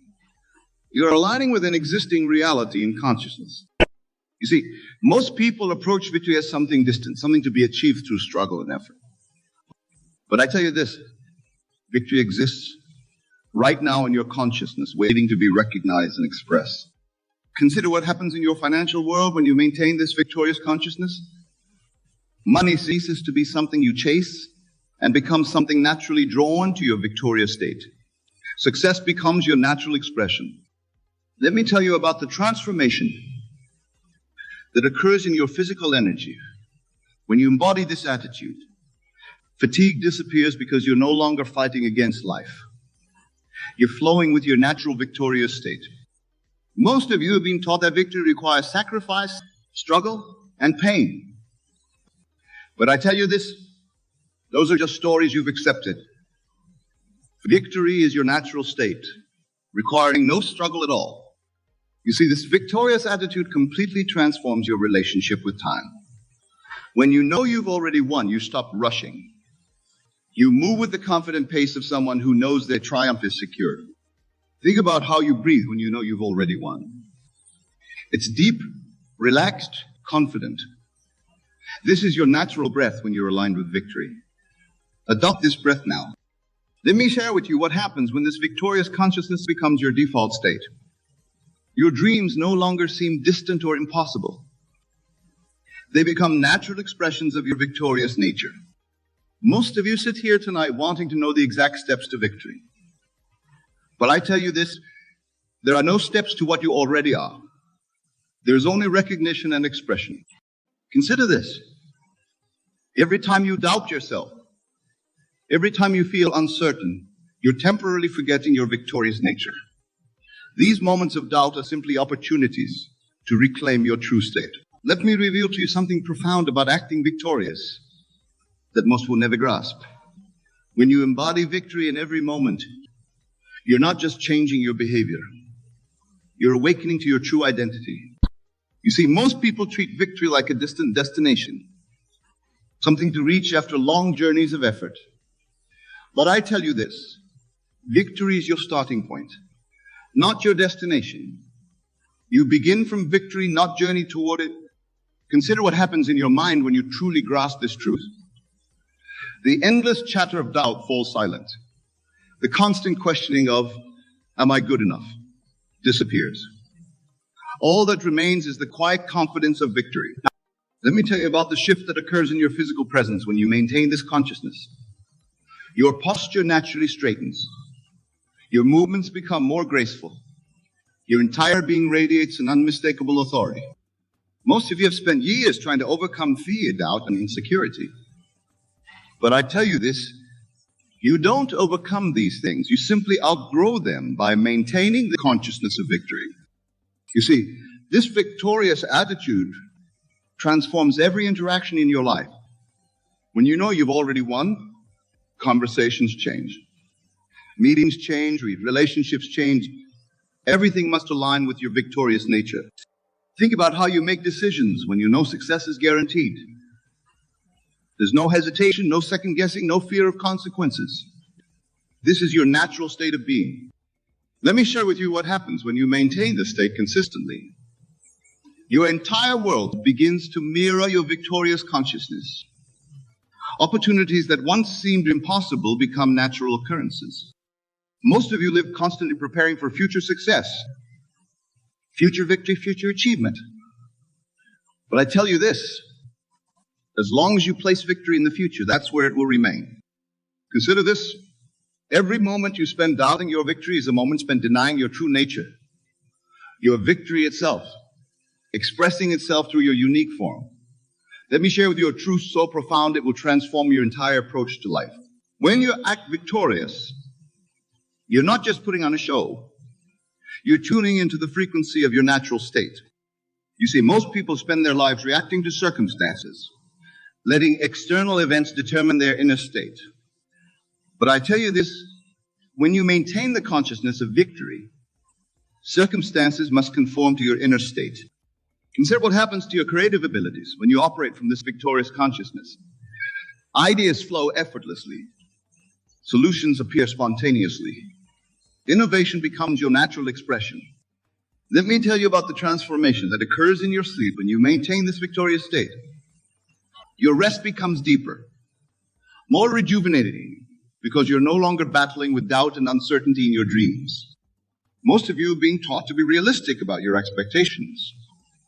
But I tell you this, what's realistic to the victorious consciousness far exceeds what's realistic to the consciousness of limitation.